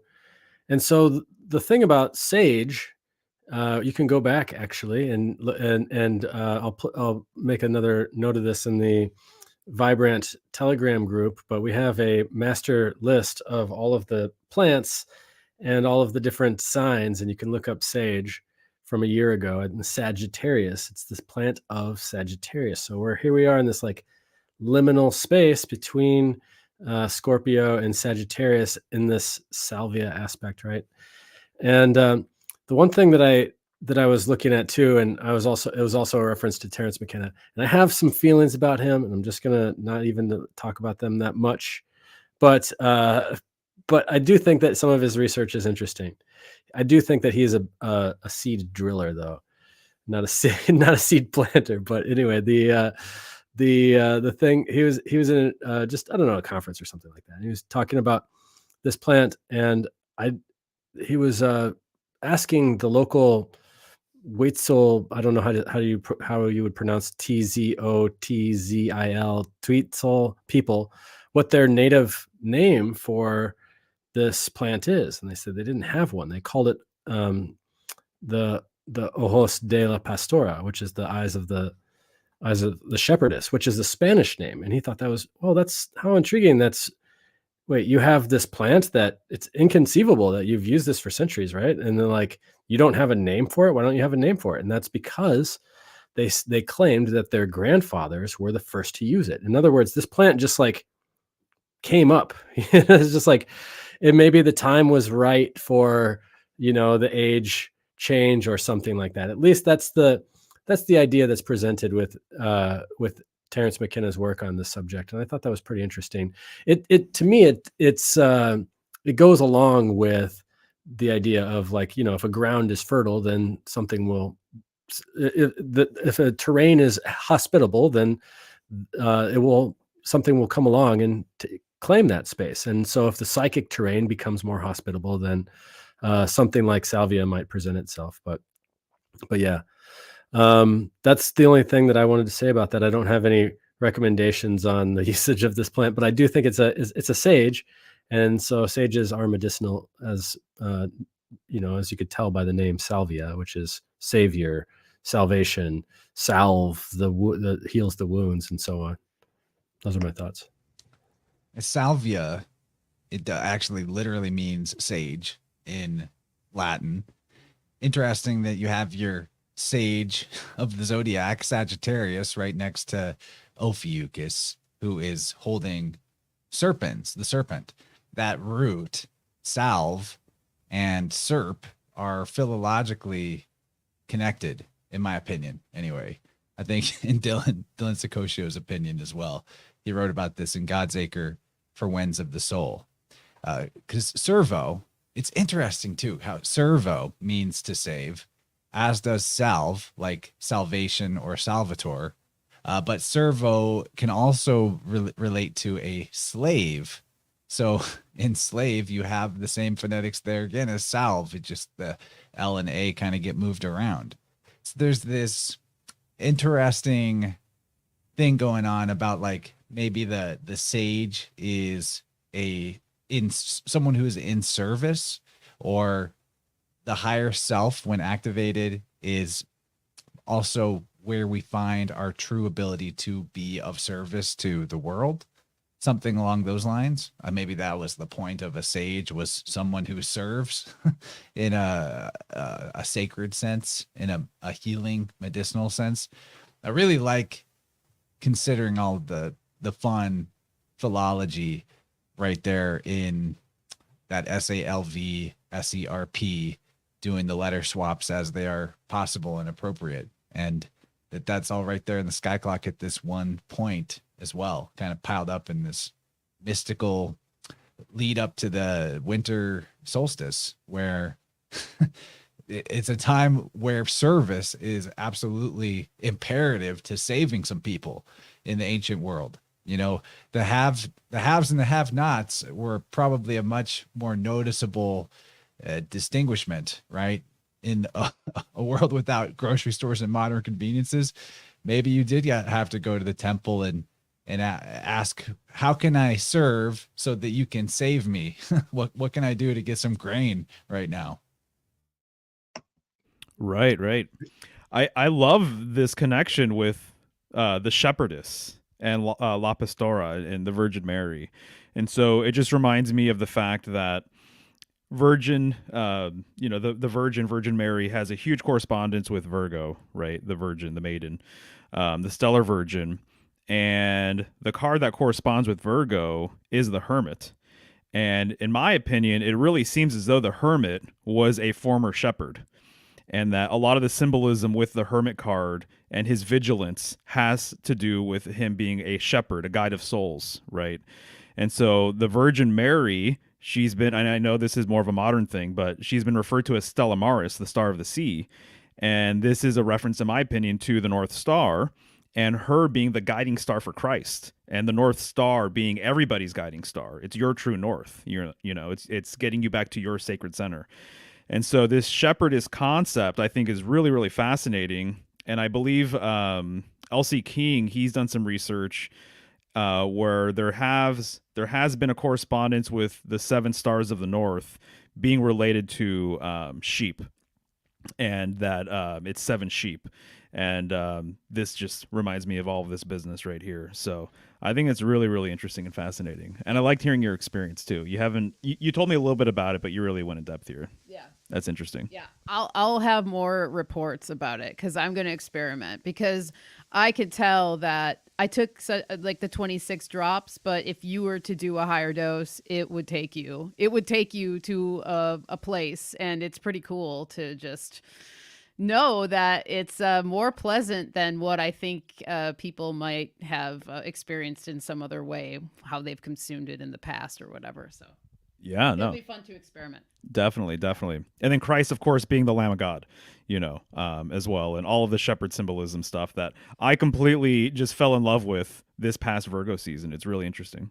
Oh, and one other thing I think about, just with the dark element of Ophiuchus and black and what we're talking about, is that this is typically like when they do a salvia ceremony in Mexico, it's going to be a nighttime ceremony. So it's typically done at night, because I think we're going into those dark spaces. She's herding you back into to like have a place of reflection. And I think that has something to do with the water element as well.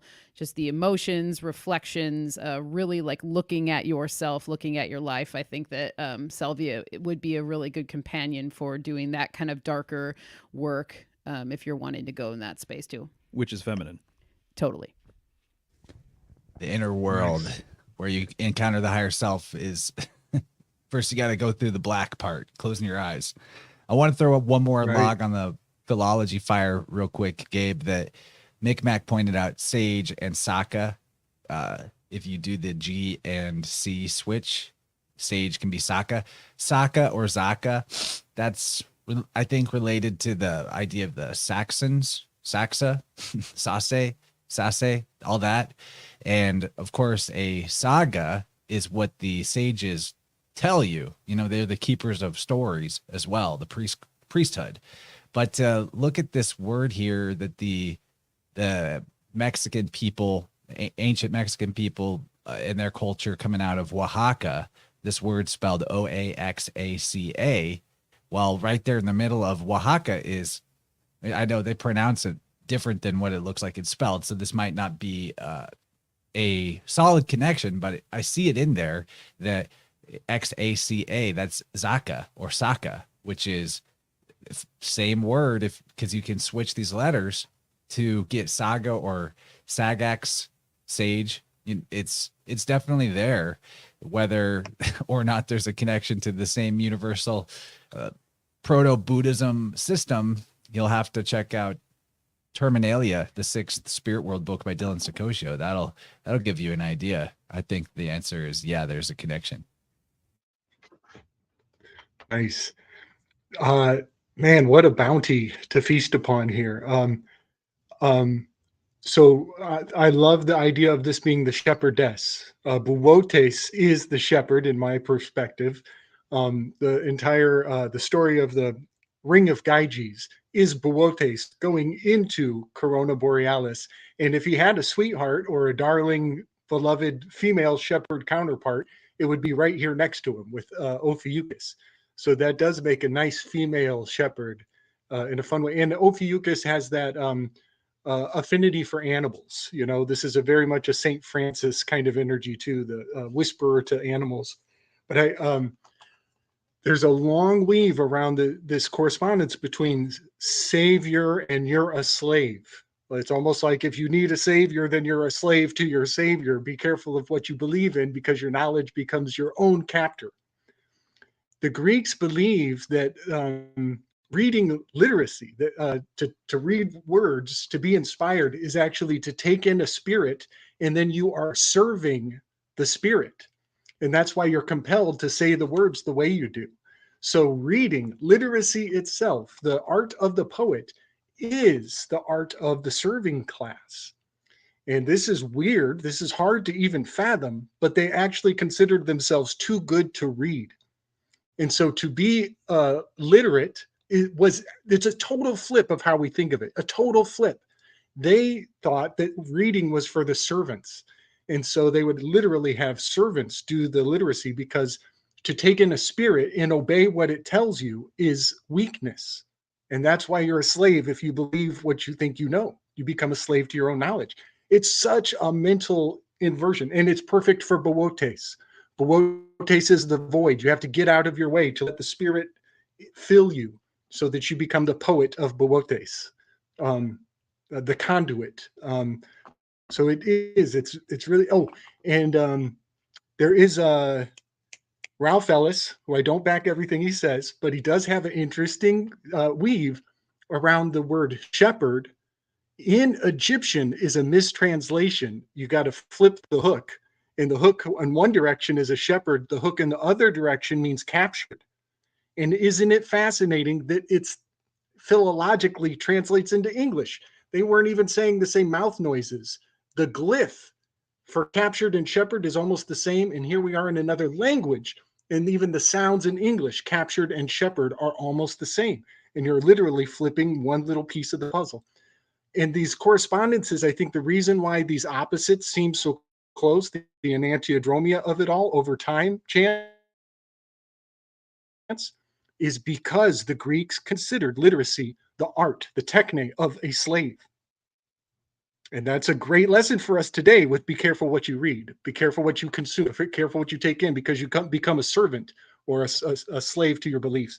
And then Valis, I can't let Salvia and its reputation come into this room without mentioning Philip K. Dick and the Valis that's the anagram hiding out in Salvia.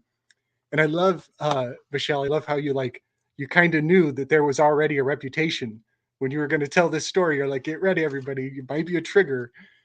And the concept of Valis and the whole Gnostic movement is kind of riding on this common wave that a lot of people know, that feeling, that sense of something way bigger than you. And maybe you went on a shamanic journey and you bit off more than you could chew. But then Valis, of course, brings in the T-Mobile pink that is a touchstone of society. And are we at 2 hours yet? Can I say magenta? One more last thing. Terence McKenna, what a perfect correspondence for the salvia aspect, this kind of a psychopomp in his own right of a whole entire culture. Guess what I learned? Jordan Peterson took his job. Jordan Peterson wore the same shoes as Terence McKenna. I think that was in his Harvard capacity. He wore the exact same hat. And isn't that a fascinating weave? I would think Terence McKenna is like a Ophiuchian kind of persona. Jordan Peterson, whatever he calls himself, he's totally Orion on the other side of the zodiac, 180 degrees from Terence McKenna. They're yin-yang in each other.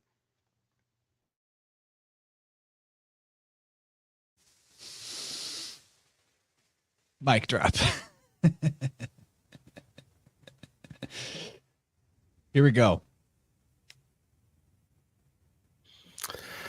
Ooh, I bet you wondered how I knew it. Hey, I got one for you. What do you call the sect of Dionysian priests that eat grapes but they don't drink wine.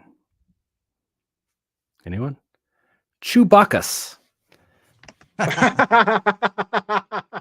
They probably have a fur costume and everything, right?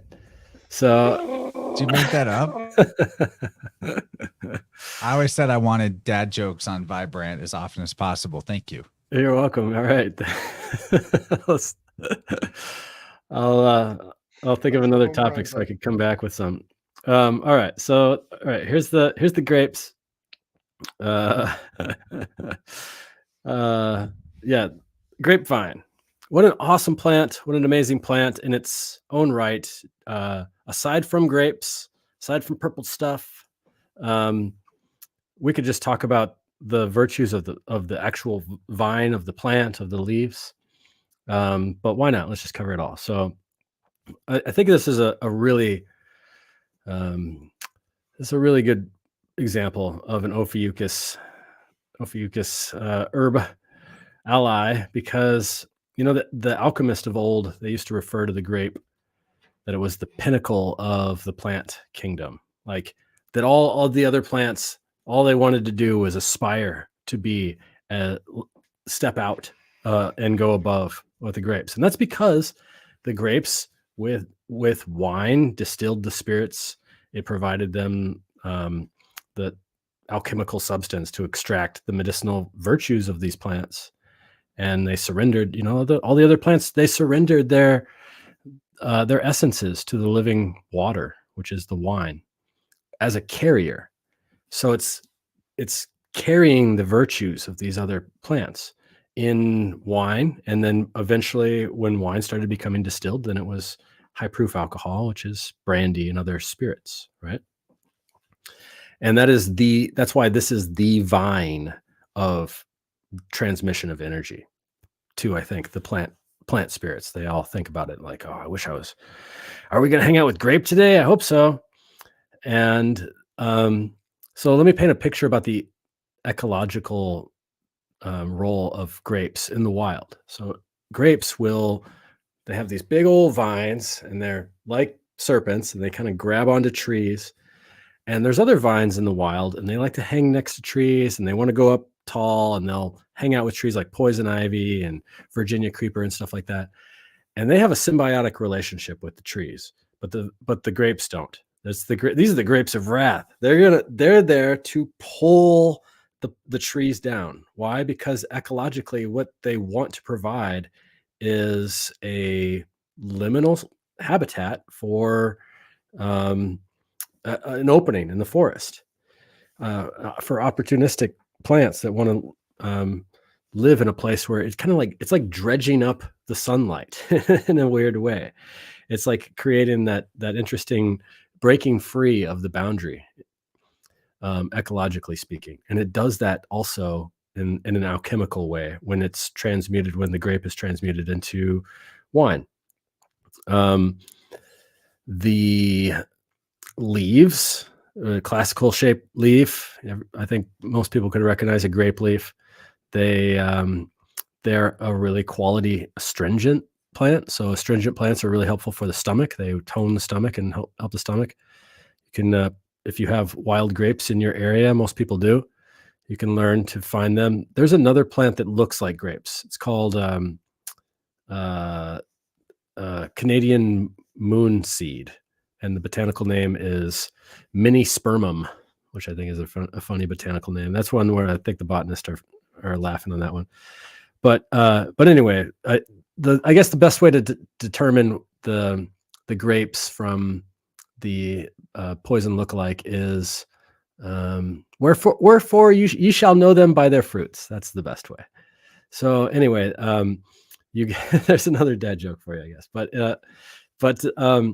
So the leaves you can take and you can steam them, and you can use them to wrap up rice, and that's what you use to make a dolma, or you can put them in some apple cider vinegar, and they're really nice, just pickled, yummy, antioxidant rich. The tendrils have they look like a serpent tongue. It's like this little red serpent forked tongue. Definitely signatures of the snake there too, with the vines and the serpent tongue. At the last portion, that's kind of like feeling out around to see what it can grab onto. Those are one of my favorite trail snacks. You take some of those and chew them up. They're really high in vitamin C, just like the rest of the plant.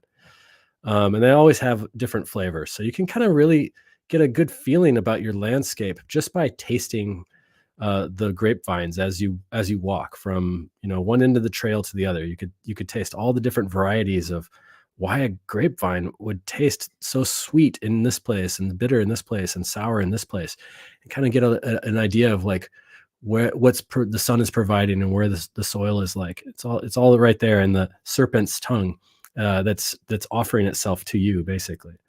And then, of course, there's this white substance that is formed at the bottom of the cask when it's being fermented into wine, and that's a potassium salts. That's called tartar, cream of tartar, named after the Greek word for hell, which is pretty interesting, right? And that's a very interesting substance too in its own right. There's a lot to talk about with that. Of course, the grapes. Everyone knows them by the grapes. Grapes are really high in vitamins. There's this grape diet that is really famous in Europe, where basically if somebody's on the edge of dying and there's really not much hope for them at all, they could send them to a vineyard and let them eat grapes and have their nibbles of the tendrils as well, and maybe eat and drink good water. And that's a good way to bring people back from the depths of their own health. Let's see here. Grape seeds, when you crush them into oil, that's like one of the most penetrating oils that there is. It goes really, really deep into the skin. So adding some of that to a salve or to a healing oil will really go down and affect the organs on a more organ layer. I have another slide. The next slide over, I think, is one that shows the vine. And so you could see here, even like kind of the signatures of the constellation itself, how an old vine just looks like it's holding up a serpent, right? It's bearing it. And then in the case of the serpent being like benevolent, maybe it is the good guy because that serpent is bearing all of this wonderful fruit that is, lots and lots and lots of fruit. So there's this one looks like a really old grapevine, and the older the grapevines, the deeper down they go, the more minerals they pull up, the more ratio they have of tension on the surface of the berry, which is an important thing to keep the berries from not fermenting. From this, you get wine, you get jelly, jams, vinegars. That's a whole nother group of medicines right there, extracting things in vinegars. The wines have like a heating effect on the body. Vinegars have a cooling effect on the body, moistening. So it can change dependent upon how the preparation of the plant. And then the plant itself is the carrier, is the actual carrier for all these other, the spirit and the essence of these other plants. And then there's so much to think about too. I think even just like the Bacchus aspect and the Eucharist aspect. What's his name? Hegel. I was reading recently about Hegel thinking about talking about this as like a focal point of dialectics, and in that you have the berry, which is the other, and then when you crush it and the berry no longer has its form, and then you take it into yourself, and when you consume the spirits of nature, that is like participating in the rites of Bacchus and the rites of give them bread and wine and stuff like that with Ceres. Whereas if you think of the berry as being the transmutation of the actual spirit of the blood of Christ, then by consuming it, it is not you consuming the plant, that the consumption is now you being consumed by spirit. And so this is something that I was reading with Hegel, and it's a little over my head, but that's the best I can do of like explaining at least what I think he was coming from with that, being the grape being a focal point of Hegelian dialectics, so to speak, and the real true Hegelian dialectics, not the word Hegelian, not the buzzword Hegelian dialectics. But yeah, there's a lot more to say about grapes, but I'd love to hear. Let me pass the bottle around and see what it tastes like on the other side. Well, let's pass the Vitus stick. Yeah. Because that's what the Vitus is, the vine staff, or they called it, I think the Etrurians or the Etruscan litus. But basically it's what the officers in the Roman legions would have, this staff that was for beating their subordinates when they weren't doing what they're supposed to do. But speaking of etymology in Latin, one of the Latin words for grape, maybe the main one, is uva, which is interesting that they named the layer of your eyeball after you peel off the outer layer of your eyeball and you're left with this sort of reddish, purplish, grape looking thing. They call it the uvea, which is based on that Latin word for grape. So I think in the doctrine of signatures, there's some reason to expect that grapes might have some good qualities for your eyesight, connecting us back to that idea of seeing far or prophecy. Is that true, Kyle? Grapes good for your eyes? Yeah, they're some of the best. Eyes they look like the alveoli, so it's good for the lungs. It also kind of looks like the shape of a heart, like the true shape of a heart. So it is a blood, and it's just a deep restorer on the watery parts of the body for sure. Well, and I like the aspect of. I got some. Sorry. Fun. Go ahead, Slick.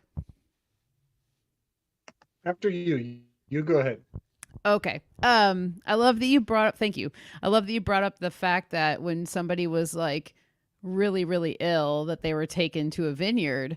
And I'll say I was just I gravitated towards grape during the summer when I wasn't feeling well. And luckily we grow grapes here, but I would literally just go to the vines and I was like, this is my medicine right now. Like it was all I wanted to eat when I was trying to mend my ear ailments. And I was just out there every single day. And I'm like, these grapes are medicine. And so that was really interesting. That helped to like kind of close a weave for myself.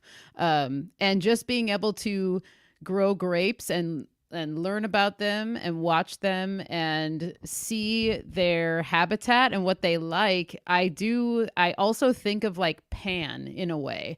And there's this merriment sort of thing, this overtaking nature of the grape.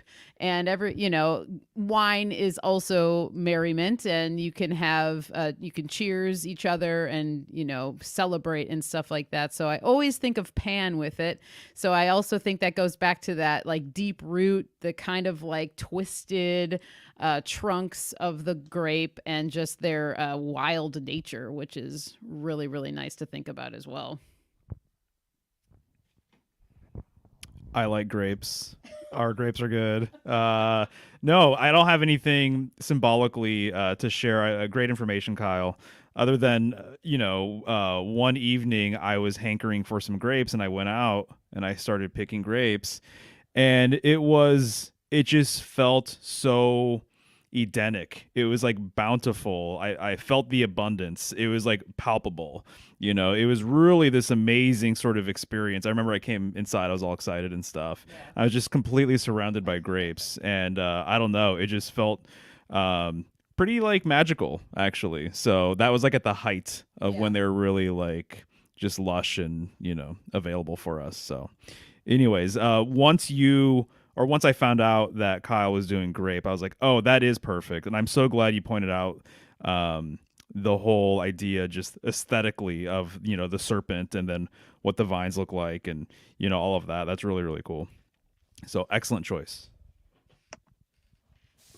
We could go a whole show just about the symbolism of grapes in the zodiac. So I think we'll maybe avoid opening too much into that and try to keep it focused on the Ophiuchus aspects. But there is something like that with the fermentation of the grape and how it's a carrier for the strength and power of the sun. you know, in the Bible, especially the astrotheology refers a lot to the the fury of the Lord and pouring out the cup of fury and all kinds of things like that, or sort of wine type references. And of course we know that like the Bacchanalian madness is an element of drunkenness, you know, the going ham as they do. It's funny that we even say going ham, and that's like saying going dark, going dark with it. My point being, though, that whenever you do this fermentation, you're taking the height of the sun, which is when the grapes ripen in Leo season, the sun's fury, and you're storing that. You're like almost in a psychopomp type sense. You're carrying that or ferrying that into a different time of year, so that you can, in the underworld season or in the winter, you can ingest the power and strength of the height of the sun back when it was in like Cancer and Leo season when those grapes were ripening. You see what I mean? So it's like, in a way, the wine does definitely become a type of underworld enlightener, or it makes your journey through the underworld part of the year a little less dark, maybe. Yeah, man. One thing that just occurred to me thinking as we're weaving here, the alcohol, a lot of these healing elements have a strong number 3 on the Enneagram. It's often a doctor or a remedial cure-all. It's the Hanged Man card, which says a lot, right?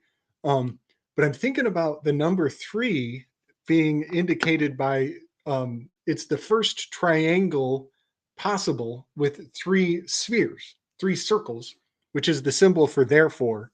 But 3 circles is the first triangle that you can form. And so it is kind of apropos that the grape and the wine fall into this triangular sacred number 3 aspect. But I love that you mentioned Hegel, Kyle. I just heard recently about Hegel's thing with wine. And I think he has a quote where he says, tell me if this rings familiar with what you read, that you can actually taste meteor showers in the vintage. So like the time of year that it's harvested corresponds to certain meteor showers. Do you remember hearing anything about that from Hegel? No? Yeah. That was next level wizardry as far as I'm concerned. Quite a quote. But with Hegel, I've mentioned this before. People are talking about, he didn't say problem, reaction, solution. He said synthesis, thesis, antithesis, whatever, some version of the Trinity. But I love to keep the PRS close to Hegel because the printing press did come from where he got published. And the PRS is problem, reaction, solution.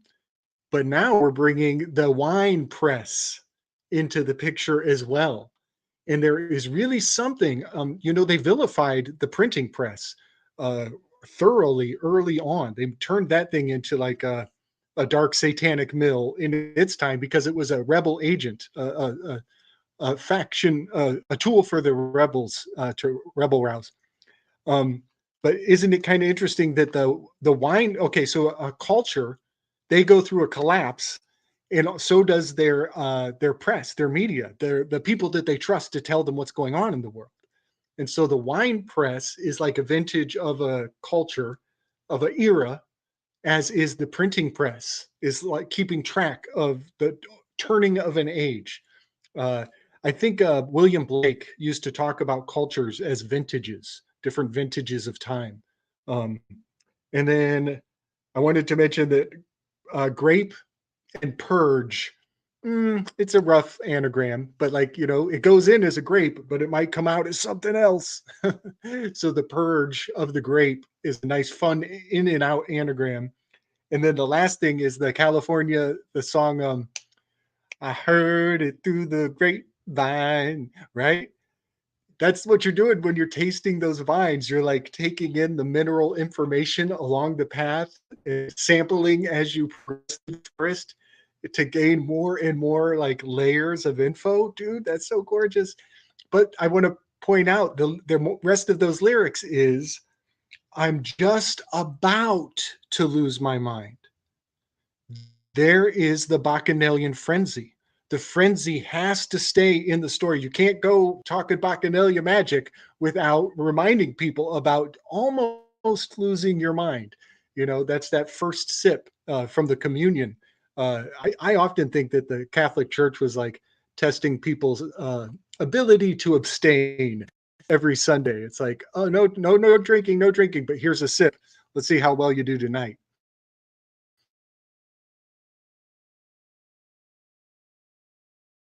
Of taking some sort of intoxicant. Can you start that over? Your mute delayed, internet.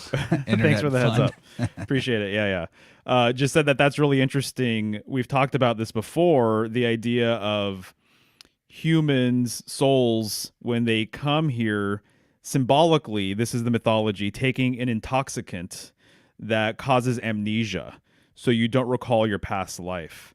And if I'm not mistaken, wine has been used as a metaphor for this, liquid that you're drinking, imbibing in, to lose your mind, or rather lose your memory, pretty much. So that's what it reminded me of.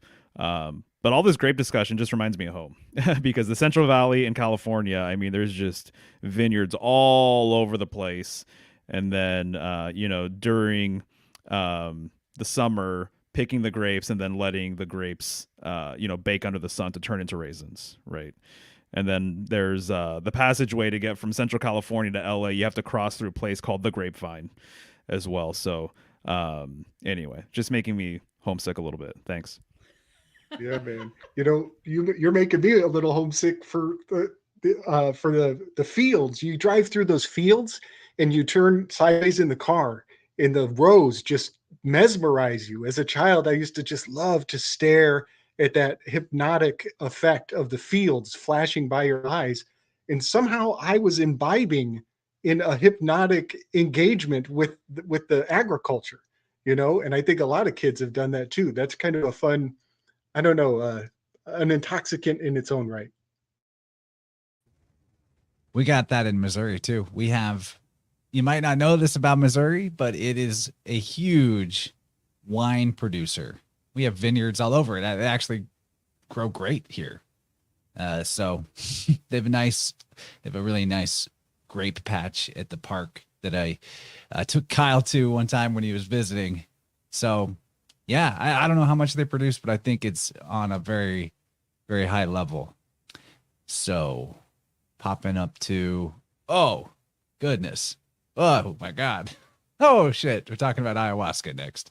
All right, Michelle, take us away. All right. Because if grapes weren't intoxicating enough, let's just take it all the way. Yep.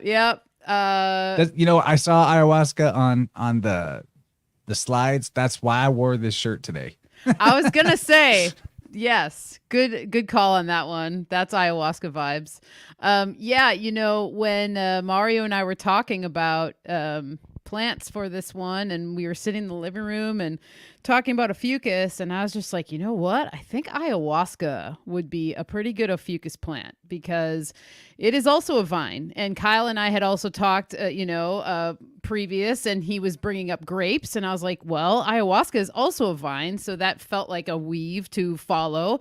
So here we have ayahuasca, Banistereopis copy. Maybe Kyle can say that better than I can. But Banistereopsis. thank you, sir. This is also known as soul vine. So that's how I remember hearing about ayahuasca, and it was called soul vine. And I thought, holy moly, that's pretty cool. That seems pretty deep. I will say I have not imbibed in ayahuasca yet at this point in my life, but I have talked to a handful of people who have. I've researched it myself, and we have a really close friend that has a couple stories that I actually thought would be, I'll weave into this one as well, because there's also a snake correspondence going on here. I mean, when you just look at the plant itself and the vine, how it's vining up this tree, look at that thick knotting, that DNA shape that we were talking about earlier is all up in here. Don't people see serpents when they're on ayahuasca? Yes, and that's what one of our friends talked about. She's done it a handful of times, and she said on a few occasions her trip consisted of her falling into a pit of snakes, and she could not get out of it, and it was just snakes everywhere all over her, and it was quite terrifying, she said, but that was a theme that ran through that trip for her. So this is commonly paired with another plant, which is also in the coffee family, which I thought was another weave that we're going to explore because coffee is coming through here. And that is usually, they use the leaf combined with the ayahuasca. And what I learned about that is that leaf of the chacaruna plant, it contains DMT. So does ayahuasca. But what the leaf does is it blocks off the receptors in our brain that would actually turn off the DMT. So like if you just took ayahuasca on its own, from what I'm learning, you wouldn't actually get much of a DMT experience. But when they're adding these other plants, when it pairs together, that's what will bring this DMT sort of chemical attribute through. Yeah, DMT is in almost all things that you would ingest, but we have these alkaloids. They are monoamine oxidase inhibitors in our gut. So when we're digesting things that we eat or drink, it basically neutralizes the DMT so that we're not just constantly tripping. But yeah, what you're talking about is interesting. The ayahuasca decoction combining the leaf and the vine together. It's very cool. I've never tried it. Yeah, I thought so too. And there's other plants that they'll sometimes combine with it, but this is the most common one. Again, we're going to a night journey medicine. So typically ayahuasca is consumed at night. A lot of times you hear about ayahuasca being consumed in a group setting, but it can also be done individually. And what I also learned was that the shaman who will prepare an individual's ceremony, they will also sometimes drink the brew as well, and their role for this ceremony will be to be able to envision and see the illness in the person that is wanting to be brought to the surface, which I thought was really interesting and really cool, because I've always wondered, why is it that if you do an ayahuasca ceremony, you have to be in a room of like 30 people? To me, that doesn't sound like something I would want to do if I would be in a room of 30 people and have an ayahuasca experience, I suppose. But I've always wondered, why is it that that's what's commonly told, that you need to be in this group setting? But I think probably more in a traditional sense of it being used, I think it may have been probably used more of a one-on-one or in a smaller group setting to actually get to really, really deep stuff. If you had a specific ailment or a specific trauma or something that you were really wanting to work with, I would almost wonder if it would be more beneficial to do it with in a smaller setting with a one-on-one, situation or something. Just a thought that I had as I was researching this. So typically you're going to hear about the grandmother energy and wisdom that comes through with ayahuasca, which I thought was a good pairing again, with the things we're talking about with salvia as well. And that mother energy, this primordial dark energy of the womb space, typically going back to these spaces are going to bring up a lot of things for us. So most people who've heard about ayahuasca, that it's going to bring up old memories, old traumas. Lots of people use this for, PTSD. You're wanting to move past something. This is one of the medicines that you commonly hear people, going to places like Peru, Brazil, South America to consume this medicine. And I also, too, wanted to, one thing I'll say that I learned that I thought was interesting. So kind of like with salvia, what Kyle brought up, how people were saying like, this plant kind of just like popped up. We didn't really know what it was or where it really comes from. And ayahuasca kind of has a similar thing going on. And I learned that the Brazilians believe that King Solomon imparted his knowledge for ayahuasca to be paired with the other plant, the chacaruna plant. And so there's also people that say that the knowledge of ayahuasca and the blending of the plants just came from the plant spirits themselves, that it was just imparted on the people through the plants. So it was kind of like this divinely imparted information on the communities where this is natively grown, which I thought was really beautiful and awesome. And I'm sure I could see Gabe. I see you, King Solomon, I'm sure popped off a few things. That's why I wanted to remember to bring that up, because I knew you guys would have something to bring to the table with that one. Yo, there's actually a King Solomon is said to, there's like a million myths about coffee, right? And this other plant that mixes with the Banisteriopsis to create ayahuasca is coffee related. One of the myths about coffee's origin was that King Solomon was taught to use it by Archangel Gabriel. Ah, I like that. Nice. Well, yeah, I like to elevate. I definitely like to elevate.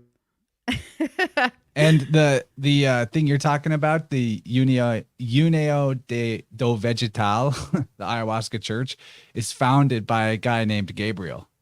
Ah, interesting. And he's the one who says that like King Solomon psychically connected with them across time or something, and was like, you have to establish this order that it's all very interesting.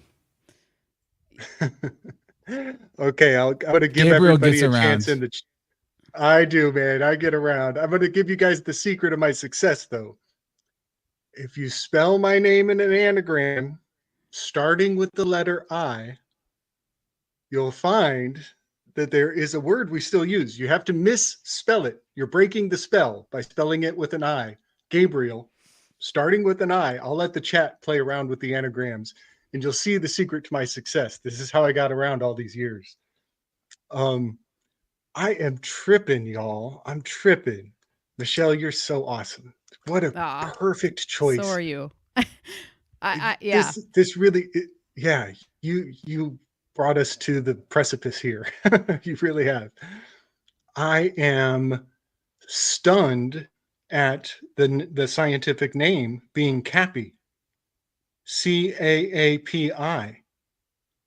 Like of all the places and all the internet and all the years that people are going to look for shit to think about, they would never find it anywhere but here with this group of wonderful souls we've brought together. That the ayahuasca Caapi was a communion. We partook of the fall of a person, and it brought us together. We came together because of that person's demise. So for Caapi to be a word that is scientifically, remember, science is a seance, is ventriloquism, speaking to the dead. And there's the name Caapi in the scientific name at the end of that. Chance, you remember the first time you interviewed me on your show, buddy? I read my Isaac Caapi poem. I've got a lot of miles on the road since then. I actually don't remember that. Gosh. Okay. Way back when our very first hang. Yes. It's a kind of a long poem. Can I read it? Do you guys mind? I'll be very quick. I'd rather do it now than at the end because it's kind of dark, so we can end on a positive note. But I think it's important for the ayahuasca. You know, if you're feeling called, I think you should. Gabe poetry is always a treat. So about the coffee, also before we move away from that, we're not going to move away has from the shape of a coffin. We're going to move closer to it. Yeah, we are. We're moving into it, right? Yeah. So his constellation has a coffin in the shape of his torso, and I believe that the Osiris story, Isis, in the details, like the fine details, Osiris's final piece is bound up in a tree in the shape of an obelisk, and she has to trick this community to give her the tree. She does a deed to get the tree, but the obelisk shape of that last piece is, I think, also the coffin that is the shape of Ophiuchus. And whether coffins are shaped that way because of the constellation or not is a fascinating thing to ponder. It is ergonomic, but it is also very stellar, the shape of the coffin. Just saying. Okay, I'm going to read this poem and I'll be quick. Hang in there with me. This is a culmination of Ophiuchus for me. I was trying to bring to bear a long time ago the things I thought I knew way back then about Ophiuchus, but it is because of what happened to Isaac Cappy. Looking at Isaac Cappy led me to the Judas Iscariot, that led me to the scapegoat ritual that is Ophiuchus, that I then incorporated John Wilkes Booth and all the other Ophiuchus scapegoats throughout, as many as I could fit on a couple pages of poetry here. Okay. Very wordy, very clunky. This is not, it's not very graceful. This is definitely supposed to be like driving a flat tire. Okay. Isaac Cappy skywalks like Wilkes Booth into the 13th house of Judah. That's my title. 12 men once sought to center heaven and earth around one beloved begotten son. Cast out of their midst for his Scorpio Iscariot namesake kiss of betrayal was the infamous Judas. Without lifting his pointing finger, a fratricidal public display of affection was his foregone transgression, weighing down his left-handed choice with that unredeemable bloodied sack of coin. Exiled to wilderness, Judas's suicide branch proved his guilt-broken fate, initially managing to not die from the knots of his own faulty noose. Only after his fall into his progeny's burial field, paved with bloodied soil and red coin, he passed into future multitudes of the unclean. Then in the spell, the innards betwixt his staggered legs did consecrate and join those there departed.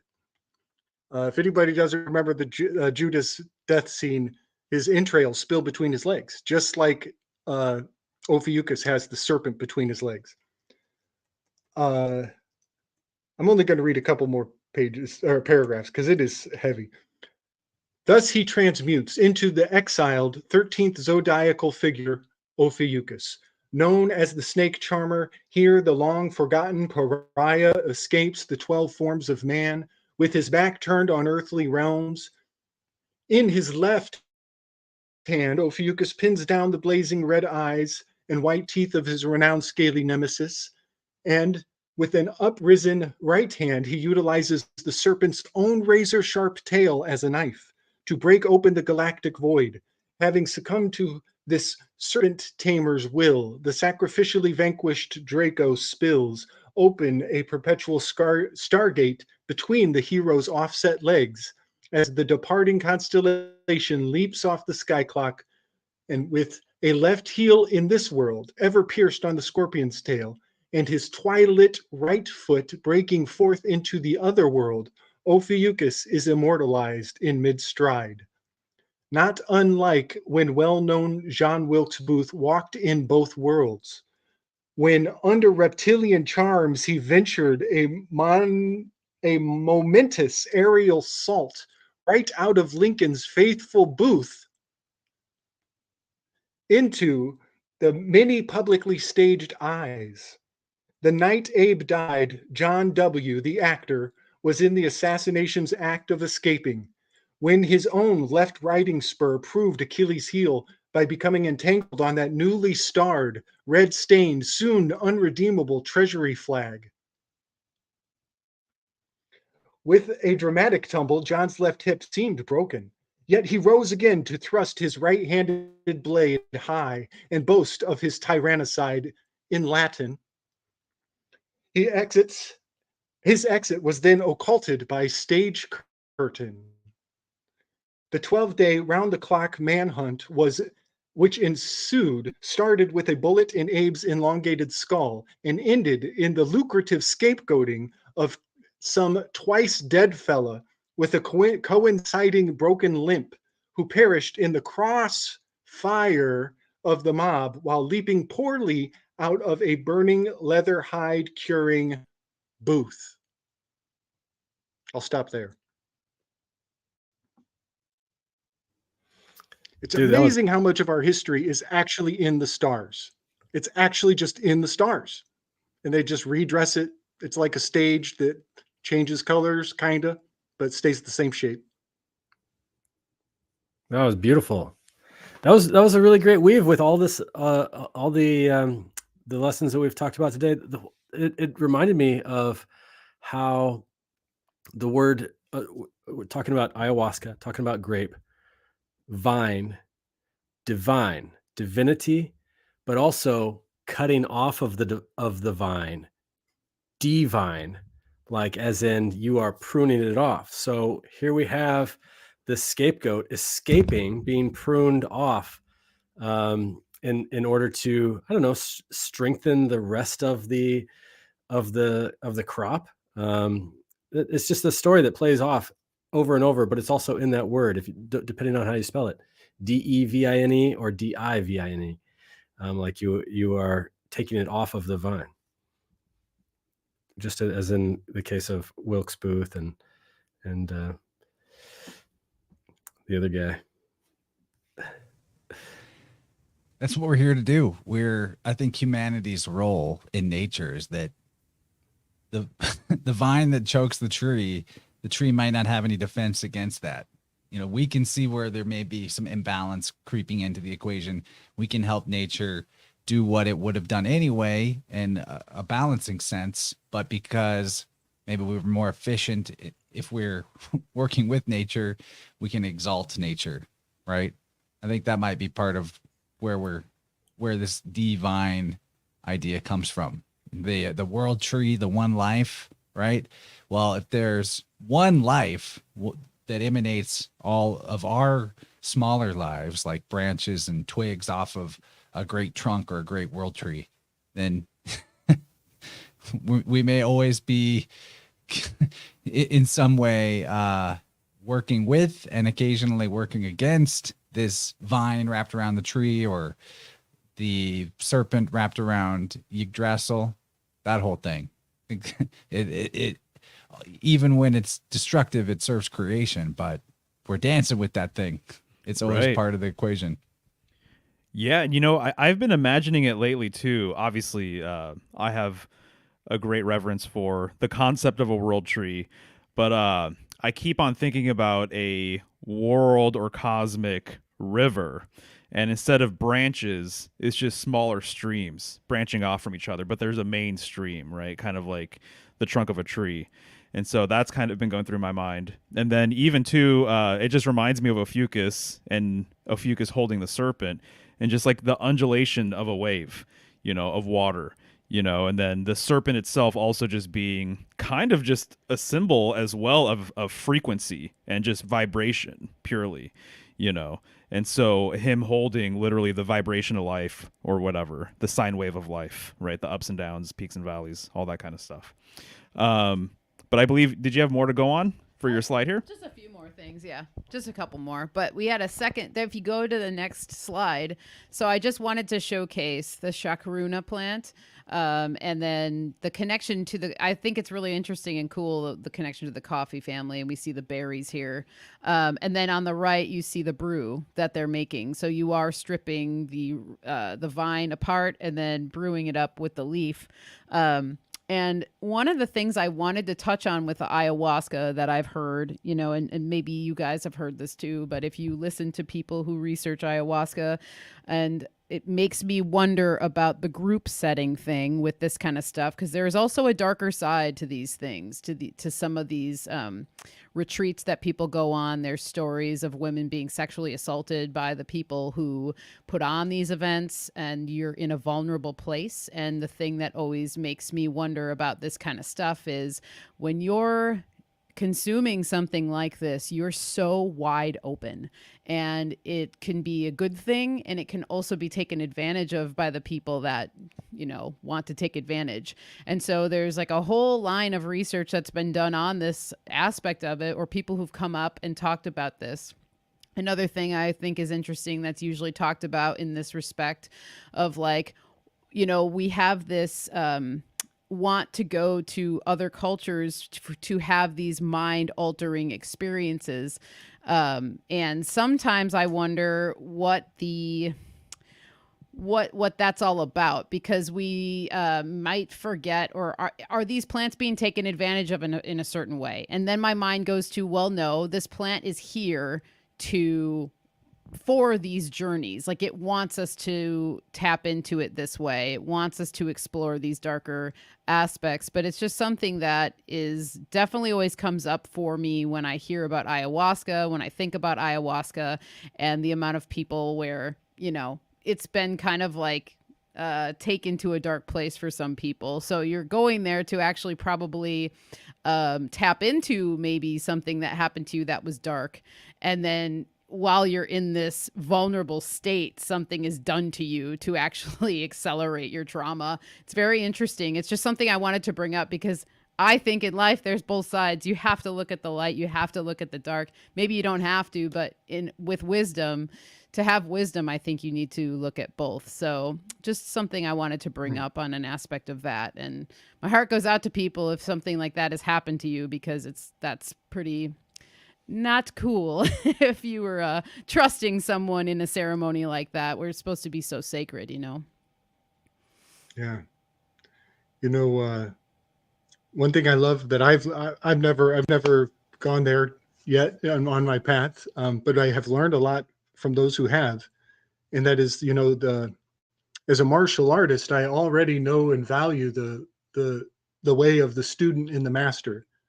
But in these high shamanic rites, it's even more explicit. It's more clear that, the Bruja is playing Virgil. That Bruja, that's the psychopomp on this side, and there might be a bit of a handoff when you get to the other side. Your Bruja on the other side. I always hope that mine's going to look like Cuba Gooding Jr. I want him to be my psychopomp when I do my ayahuasca retreat. But you don't get what you ask for. You get what you need, right? But I want to point. I think there's a really beautiful positive spin here that may not have been spoken of before. And we all know that over 2,000 corporate executives stepped down over the past couple of years. That's a considerable number. If it's even remotely, if it's 200, I'm stoked. And wouldn't it be fascinating if these corporate executives taking a pilgrimage down into this Amazonas, into her territory to meet her on her terms, and she gave them exactly the ego check that they needed to walk away from their corporate position. And I think that is really profound when we think about what corporate America has done to the Amazon territories. It is so profound that the corporate execs have lost that engagement. The question is, where did those tethers end up? That's a whole nother point to think about. But I just think it's so profound that Amazon has lured the corporate execs out of their high towers, and now they're all quitting their jobs. But let's not forget, what is the name of the corporation that's taking over the world? Amazon. It's Amazon. And that smiley face, Amazon Prime, that's Priapus. That's the spider bite boner pill from the Viagra that they built their empire out of. They're primed all right.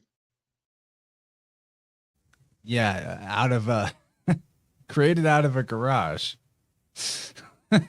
Amazon. Right. Maybe. That's a good weave, man. I appreciate that. Okay. I'm going to push this on to coffee. My favorite drug in the world.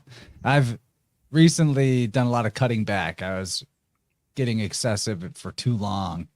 But it's a really powerful, amazing plant. And I'm particularly interested in just how diverse the mythology around coffee's origins are. And I might get into that after we let Kyle take it away for us here. Yeah, it's funny that you called it a drug, right? Because there's people on the road right now under the influence, driving under the influence of this plant. like as we speak. There's plants that we talked about tonight that'll change your consciousness, and here's another one. But see, the other ones are you're not gonna. Oh, did you have your morning cup of ayahuasca? Oh, okay, good. Don't talk to me until I have my ayahuasca. You know, on my mug it says. All right, we got Joe, another name for this plant. I think that's interesting. Just the name Joe, right? That's Java. Yo. That could be like the sun. Yep. Java, mud, cuppa. You call it bean juice, Chance. Daily grind, rocket fuel, worm dirt, just to weave back into the coffin. Okay. So a simple internet search of coffee is like, is coffee good for you?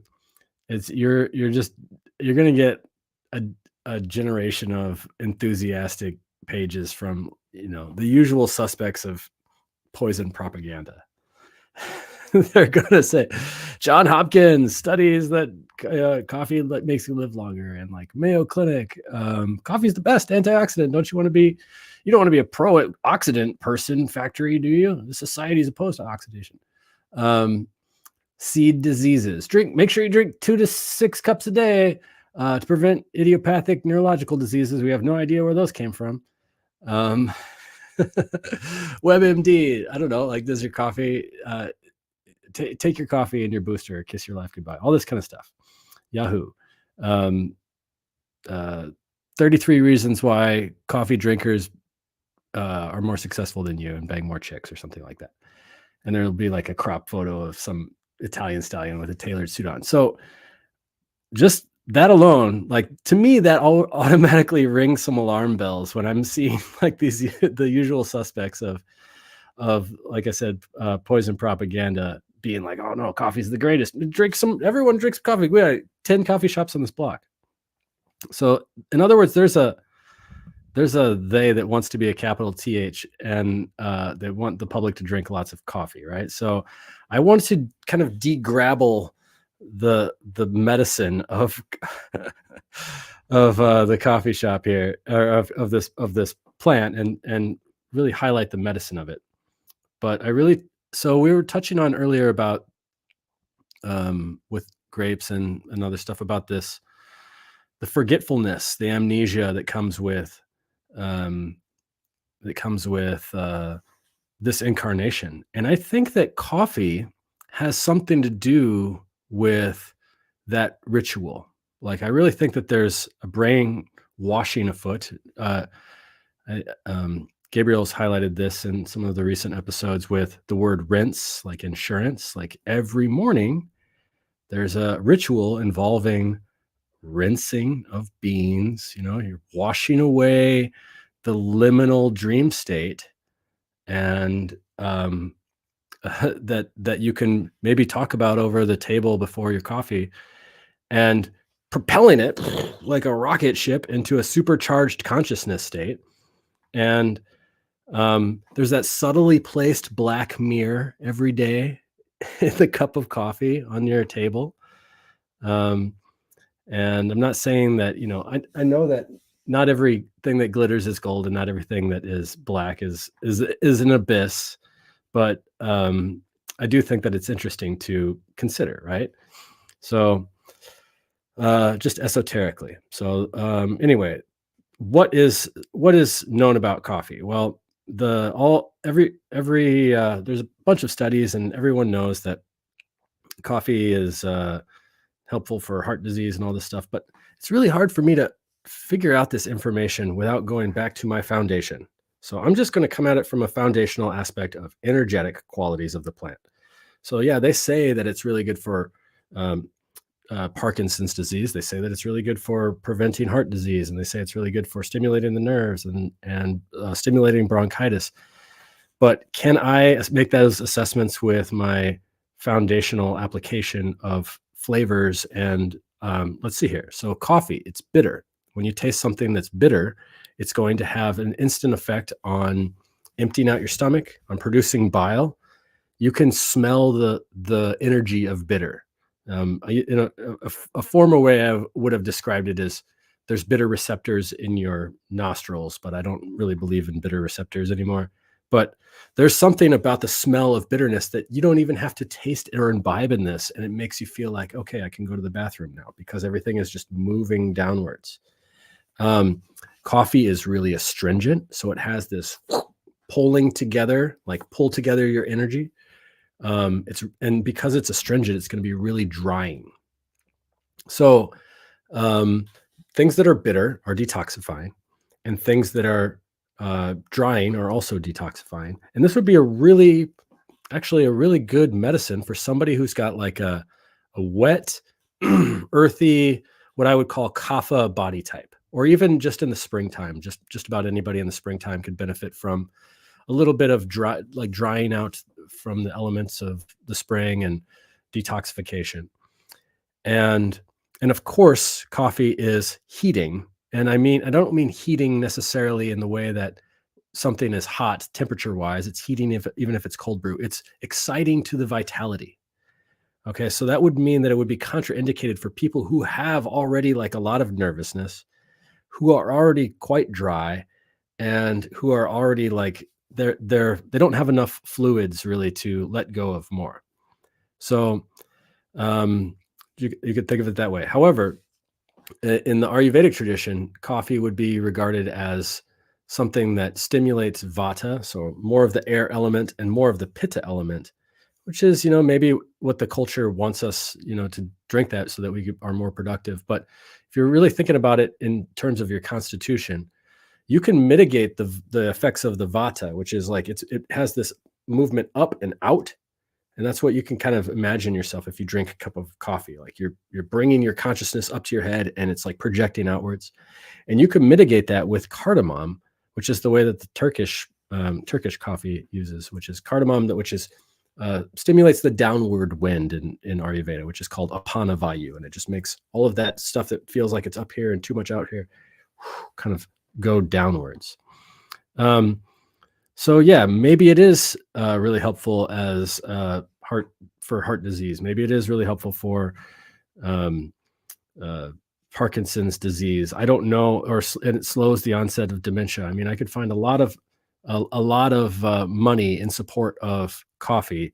And I believe that as far as money goes, like there's two things in this world that are exported more than anything else, and they're both black and they're both watery. And one of them is coffee and the other is crude oil. And I just think that's really interesting, just the connection between those. There's two kinds of coffee. There's the Coffea canephora and Coffea arabica. And so most people, I think in America, are drinking the Arabic version. The word coffee is a weird word. It comes from an Arabic word that is related to, I think the word is like kwawe, which means wine, but it also means the dark one. So just the word coffee in itself. And that's because the coffee comes from Yemen and Ethiopia and these places of like the Cushitic languages. So it has a relation to the dark one, which is interesting. And the word canephora is a cool word scientifically. Like that means a maiden wearing a basket on her head in Greek. So in the Ophiuchus constellation has that like it almost looks like a weird shaped head, right? Like he's wearing a basket on his head. But it also means a caryatid, which is like a pillar supporting the roof. There's like the columns that would support like the top of the roof, the Parthenon, and those columns that were made up, that were stylized as women, maybe sometimes held behind veils and stuff like that. Those were canephora, or caryatids is another name for that, another definition. So there's another Ophiuchus kind of symbolism, which is that pillar that gives us the access to the higher roof, to the mountain of heaven, carrying the basket. The dark one propels us out of out of the liminal space. I remember this. There's this book that's by Stephen Herod Buhner called "The Language of Plants," And in it, he talks about an interview with some indigenous people in Africa, and they were asking, like, what's the difference between, your culture and the Western cultures that you interact with? And they said, the Westerners they just wake up once in the morning. And they were like, what does that mean? Well, it means that when they wake up, their mind just wakes up, but they don't wake up their heart. They don't wake up their heart. And so I think about that sometimes when I'm like, I try to abstain from coffee in the morning until I can feel like that liminal space between the dream world, between that amnesia where I had a dream about something, but I can't remember because I've been propelled into coffee consciousness. That heart opening waking has been successfully achieved. And then I will partake in my Black Mirror medicine. So that's my coffee weave. I'll leave it to you. That last bit, there's a lot of wisdom in that, man. In my earlier adulthood, I didn't really drink a lot of coffee. It wasn't the morning ritual for me. And I remember that my morning meditations back then were completely different than what it's like if I meditate in the morning after coffee or in my current incarnation. It's way more like visual and that trance-like, and it's almost as if the transformation of America, in a sense, is partly aided by coffee because of the fact that substance, when you're on it, it changes your relationship to meditation. It changes the outcome of meditation, or it can. It changes your inner world sight. It's grounding in a way. It definitely like brings you into the physical moment in some sense, gets you into your body, but maybe that's a little too forced. Maybe it's not that it's a bad thing. Coffee's not a bad thing, but the habit of it might remove the ability to access certain other aspects of the life experience if it's always present, if it's always in your bloodstream, which for me and a lot of other people, it pretty often is. I'll throw down a couple of I'm really interested in what you were talking about, the word that might relate to wine and darkness. There's a lot of folklore and mythology about coffee. The Oromo of one of the largest Cushitic speaking groups of Ethiopia. So there's that Kush again of Ophiuchus. Their lore about how coffee was first discovered was that the sky god, like their sky father, Waka, sprouted the coffee beans from his own tears, from having to put somebody to death that was a loyal follower or something along those lines. Which is back to the whole wine and grape and Bacchus of it. Waka, their sky god Waka, you just switch W and B and you got Baccha. And the full epithet is Waka Gorecha, which they say means black god. And that might be because they're Ethiopians, but it's interesting that their sky god is actually, the full title is like black god, and his tears created coffee beans. But it doesn't stop there.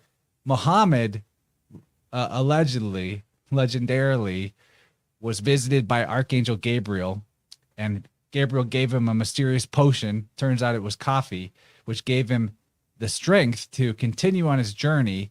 He only had to have one sip of it, and he slayed 40 enemies and conquered 40 virgins on one sip of coffee. So, man, imagine Muhammad on like a full cup. Be too much, probably. But so there's Archangel Gabriel showing up. I actually want to take a moment and show some depictions of Archangel Gabriel, because we talk a lot about Archangel Michael, but I think that possibly a lot of angel figures might be Ophiuchian in their symbolism, because we showed this with Matheson really well. But one of the common traits of Ophiuchian figures is like this angle that you see his staff at. It's a spear or it's a staff. You see it with Archangel Michael. The spear is usually at that exact angle into the serpent. And I think the wings might even be potentially like a different way of outlining the serpents, what becomes serpents in the typical Ophiuchus. I'm of all the Ophiuchian research that has been going on lately, I still am kind of not sure about the origin of it as a constellation, how far back our version of it, of a guy holding a snake goes. But it seems to me that in different places in the world, what they saw it as probably morphed a lot. And it's a lot of the figures that we've linked it to. But here's some more Archangel Gabriel. He's got the kind of classic Ophiuchian staff, you could say. There's the Annunciation. I just grabbed a lot of Gabriel photos. It's an interesting character. This is a Gabriel with a flaming sword from a medieval painting. So there's a sort of sync up with Archangel Michael. And there's with a shield. That's a very Ophiuchian thing as well. The shield is. And it looks like he's standing on some kind of devil or something. It's kind of hard to see what's going on there. The crested hat or the plumes on his hat, that's an Ophiuchian thing as well. There's that angle again. There's the feet at a certain angle that is reminiscent of Ophiuchus. And here's all three of them together, Gabriel, Michael, and Raphael, which it's very interesting. One standing on a rock, one standing on a man, one standing on a fish. And Gabriel's on the rock. But all that aside, go ahead. Do you know what synaxis means? It's right there on that last painting. Synaxis of archangels. I see axis, I have to ask. It means an assembly, like a congregation. It's a word referring to the orthodoxy. So maybe it's like, maybe on this. So this is Greek Orthodox, that picture we were just looking at. I should bring it back up. But maybe that's like a reference to the name of this church or assembly. Like that I have no idea. I don't know a whole lot about Greek Orthodox, but yeah, you see axis and you're thinking pole star. World axis, yeah. Yeah. Well, in a way, the angels, the archangels, the archangels in the sky, they form a type of assembly around an axis. That's for sure. Sure. Yeah, man. Yeah. Recently on the Slick Dissident Artistic Expression, we are claiming to have discovered the angels in the Enneagram. And if anybody cares to investigate the Hornavian groups, it is these three trines that divide up the personality types in a very helpful way. But if you look up the Hornavian groups, those are also correspondent to the personality types of the angels. And so Michael is asserter. He's much like Surtur. He's the assertive one. He's holding the assertive trine. Oh, by the way, the Hornavian groups is basically an anagram for thrones and Ophanum. So the name of the category is telling you this is where the angels are. So come on over to Slick Dissident. We'll show you how to find the angels real quick. Right on. That's a good plug.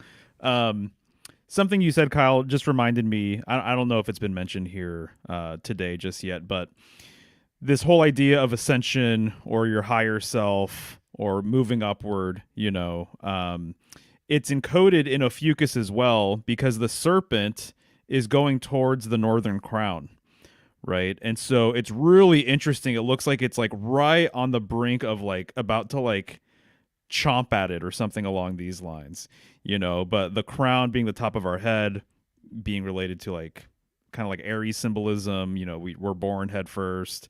It's not uncommon to see like the crown on top of like the tower card or on top of the tower in the tower card, so the fact that the serpent is going towards that crown, I think is kind of interesting. And to me, just kind of relates to some of the stuff we were talking about.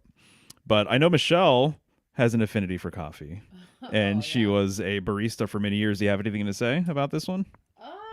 I mean, I could wax poetic on coffee for a while, but yeah, I mean, I've had to too, like really evaluate my relationship with it over the years because I realized a lot of things about it, you know, the dehydration aspect of it, the stripping of the nutrients, because that is one of the things that it can do because it's a diuretic. You know, most people know it will make you pee almost immediately after having it or go number two. You know, it is a flusher, you know, and I saw PK brought up, are we putting it into the wrong hole? And everyone who knows Amanda Vollmer knows that she's an advocate for the coffee enema, and I have yet to do one, but I do want to do one just to see what happens because I can only imagine the benefit because I imagine what the stimulation that would happen to the colon immediately because what happens when we put it in our mouths, imagine, you know, the other way. So when it comes to detox and cleanse, like that would be pretty amazing.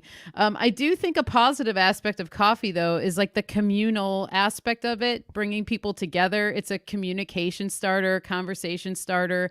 One of my biggest joys as a barista was to be able to talk to multiple people in a day, have regulars come in, make beautiful coffee drinks, latte art, you know, all the things. The beauty of it and that aspect of it is really nice. And in European cultures specifically, you know, it's very common to have coffee, especially in Italy, you know, after a meal because of that bitter aspect, because it's going to stimulate the digestion and just kind of like allow juices to flow to start breaking down food. So, you know, for as many things that are negative about it, I think there's also the positive things too. But it's all about the, you know, knowing your relationship with it and respecting it. I think that's the thing. And I think that's what kind of comes to my mind when I do think about the coffee culture, specifically in the West, that there are, you know, coffee everywhere, every day, every morning, all day long.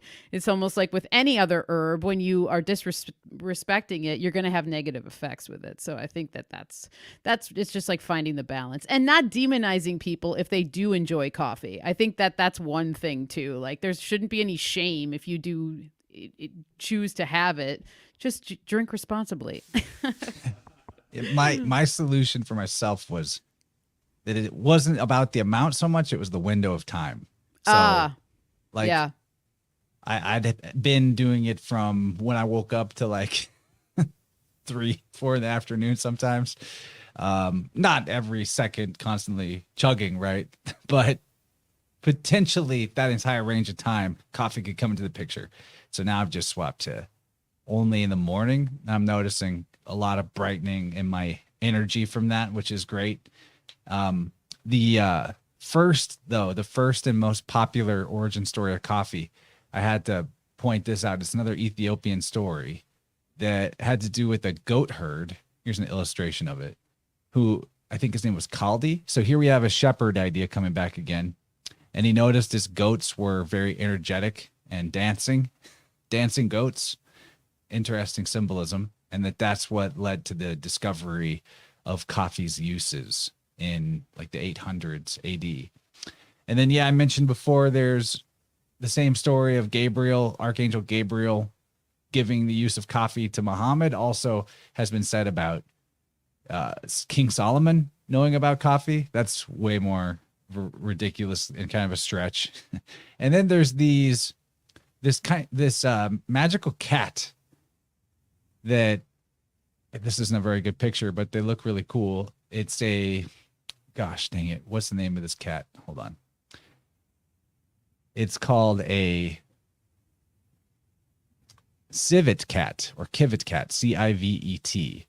And supposedly this cat carried the seeds of wild coffee, and where it pooped them out is where people discovered it, but it was growing somewhere far away, something like that in Africa. And that's how coffee got migrated across Africa or to the northern part of the world. So there's actually still people that will use coffee beans after they've been processed by this cat, as in is coming out of the cat's ass, Gabe. And then they're brewing it. The cat eats the beans and catastrophe. That's a real thing. Yeah, actually, when I was looking this up, there were like the top articles were like, this is a pandemic waiting to happen. Just you wait. We're telling you, we're going to get a pandemic out of all these people drinking coffee that came out of a cat's ass. It's like a popular thing in That's right LA. on I the- think it's like $10, or whatever. I don't know, probably $10 for a regular cup at the gas stations. It's probably like $25 or something like that for an espresso. Yeah, that's really interesting. Civet sounds like civil too, like the coming together. There's this communal aspect coming around, and I just think it's interesting too that Ophiuchus has this civic orientation that he's stepping out, and it's like the coffee shop is the place where all the individuals mingle to work on their anarchistic DIY projects. You know what I mean? Like I think it's a really interesting dynamic there with the I'm just thinking about like the Weimar Republic and when the National Socialists were stamping out that flaming thing. I think they were banning a lot of the coffee shops there because of that reason. They were like, they represented like a gathering place for countercultural ideas, even though it is like very like coffee shops have that countercultural stepping away from the mundane wheel, but also at the same time very much embedded in the culture. See Ophi coffee. See Ophiuchus. What is he up to? I can't wait to hear what Gabe has to say though. Well, there's also the Hebrew letter kaf, and that means grasp. That's one of the meanings of it. And just think how people clutch at and grasp at their coffee. That's and kaf is the letter that's associated with the fortune card, the Wheel of Fortune. And when you really think about it, not only does coffee do this, but also that other black goo, liquid, oil, but it's what keeps the wheel turning. You know, the Wheel of Fortune card associated with cough. Cough is grasping. Everyone's grasping at their coffee. They can't let it go. And it's what's keeping industrialized society moving and grooving, and office society and everything. You know, Ophiuchus, people got to have their coffee break at the office. Some people go to work just to get the free coffee. Yeah, buddy. Yeah. I love that greasing the wheels. I love the word lubricious. It used to be like a pejorative for like, you know, people who were loose with their yeses in their nose. It used to, because they're slippery, but it also, coffee makes you lubricious because it lubricates your acquiescence. It gets you to say yes quickly. Yeah, shortens your thinking space. Great point about the coffee shops being hubs of revolution. I just heard recently that they were in orders of thought in philosophy. There's actually, the coffee shops were considered like the exoteric, and then there was higher forms of philosophy that was delineated somehow. There was actually a word for like, that was common folks philosophy for the coffee shop people, and we've got this other inside circle philosophy that's pretty far out. In the coffee shops are where the Enlightenment came from.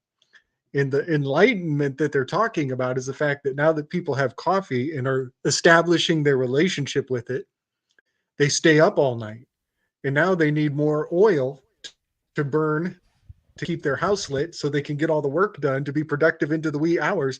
And so this magnification of productivity like doubled people's output, but it also had that economic dependency on more oil for the lamps. And so the coffee and the oil blubber have a fascinating correspondence. And then one thing that just kind of popped in my mind as we were going along is the rules of hospitality are in mythology a lot, where a guest, you must greet a guest a certain way, but you also have to see them off with enough supply for their trip. Well, the see off, SEE them OFF, that's an anagram for coffee. So as your guest is here having one last cup, you want to see them off and fill their cup so they leave with a full brim.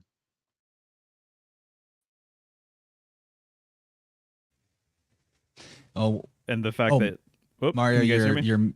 your mute was again a little off sync. Go for Gotcha. it. Take it from the top. Right on. I was just gonna say the anarchist thing to me is kind of funny because Michelle used to work at an anarchist coffee shop in Portland. Oh, yeah. So rest in peace, Olivia our Coffee. Yeah. Literally, the A in their logo was the anarchy symbol. And we actually had a lot of really interesting conversations there with people who would fit right in with you guys. So I would say that shop was one of my best coffee experiences, I'd say, in terms of, just the space and the people and everything else. But yeah, that's a really great point. I like that. Nice. Right on. We've got one more plant left, right? We do, and it's one that is often paired with coffee. It is. Coffee and cigarettes. There you go. Tobacco. So this was my last one that came through for Ophiuchus. I think we may have touched upon tobacco during the Saturn episode because Capricorn episode. But I think I just mentioned it because we talked about the Solanaceae family. But I had to bring it through for Ophiuchus because I have learned a lot about tobacco over the past year because we grew it here, and through that relationship, I've really come to respect this plant even more than I did before. I've never been a tobacco smoker necessarily, but I've always respected it in the aspect of it being like a ceremonial plant. It's kind of really highly regarded, obviously, with the native peoples of the Americas and throughout many other cultures. Because as we talked about, like, typically, too, what I didn't mention with the ayahuasca, a lot of times tobacco will be also used in those ceremonies. Sometimes it's even used in the brew for ayahuasca. And this has a really strong father masculine energy that I've really come to find with it, and a deep wisdom as well. There's a lot of varieties of tobacco. To be exact, there's about 81 different varieties. This one here is Nicotina tabacum. This is the typical smoking tobacco. This is a photo from our garden, but one of the reasons why I wanted to pull this photo in is just like look at the 4 directions coming through with these flowers. Thought that was really interesting because I think tobacco too it's a stimulant, just kind of like coffee is. So it can really bring you to a point of focus. So if you're trying to find direction or you need maybe some help with that, I think tobacco could be really good. Not even necessarily just smoked, but you can use this as a smudge as well. You don't have to always consume it. And I was listening to an interview with David Avocado Wolf, and he talked about tobacco specifically, and he said that it's the bridge between heaven and earth, which I also thought was a really cool weave with Ophiuchus. And if you see the way that tobacco grows, which there is a slide, the next slide over, Chance, there's a photo of the actual full plant, but on the left here. So that is it in its full glory. So it grows quite large, grows quite tall. And as you can see behind the tobacco is the mullein. And I found that the mullein and the tobacco get along really well, which I think is really interesting because they're both lung remedies, really. When you're looking at the structure of these plants, it grows very similarly. And so to see them kind of commingle really well in the garden was really cool. And then in the center, when we come to this photo with the Doctrine of Signatures, I posted this on my Instagram during the summer because I was just like blown away one day being out in the garden and looking at a flower that had fallen on the ground. And I looked at him like, is that a joint? And I may have dropped a joint or something in the garden, and come to find it was actually a flower, a tobacco flower that had fallen off the plant. And it looks so much like a burnt cigarette. And so it's just like the plant is telling you, like, smoke me, look at me, I want to be smoked. And so I started pulling air through this flower, and it was just like a tube that you could almost use to inhale the smoke through, And then, as we've talked about in other VibeRants about other plants, that whole aspect of when there is a pipe or some sort of like trumpet type flower, a hollow vine or something like that, that's a signature of it being a plant to help you communicate with spirit, to cross over into the other worlds, to communicate with the ancestors. which tobacco, is highly regarded as a plant to be burned and enjoyed, and the smoke is actually kind of like a symbol of you sending your prayers up to the heavens or up to your ancestors, as an honoring. And then on the right here, we just see how big the leaves actually are. And they're quite large. The scent of this tobacco is, it's heavenly. It's really just really sweet. It's resinous.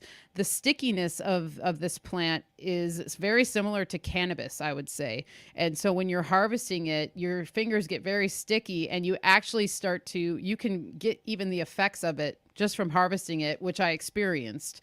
And tobacco almost tells you when it's ready to be harvested by just pressing your hand on the leaf, just gently with gentle pressure. And if it just snaps off, it just is ready to go. So it's very easy to harvest. You can actually even allow the leaves to ferment on the plant itself if you live in a warm, humid climate.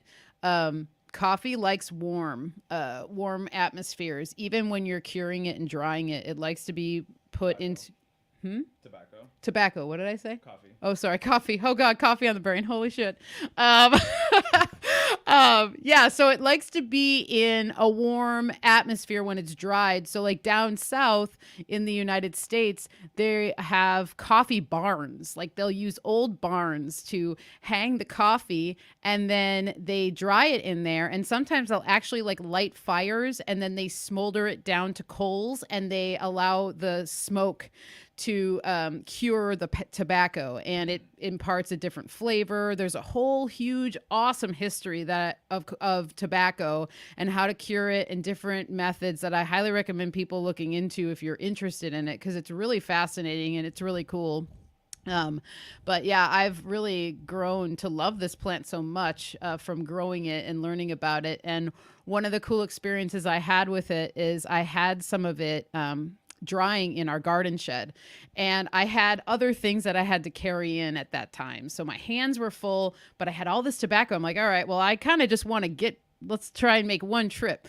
So I took the tobacco that I had strung, and I just wrapped it around my neck, and I had it all across my chest. And as I was walking to the house, I just had this really deep, ancestral memory of something whoa, I feel like every culture or every person in every culture has done this at some point with tobacco. There's something really, really deep and sacred about this plant, and it felt so comforting. I was being held by the tobacco, and the tobacco wanted me to have it on my body. And I pictured men and women of small communities putting the tobacco around themselves and dancing in a circle or something. And there was something so strong about it that I wanted to share with everybody. And so it's a really fascinating plant. And I find it's interesting too, just like we're talking about with the coffee, that this is just hammered into people, smoking cigarettes, and the commercialization of tobacco, and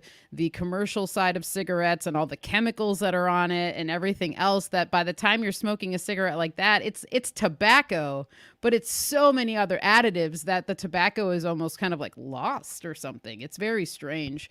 So really interesting. But other than smoking, this was well known as a wound remedy.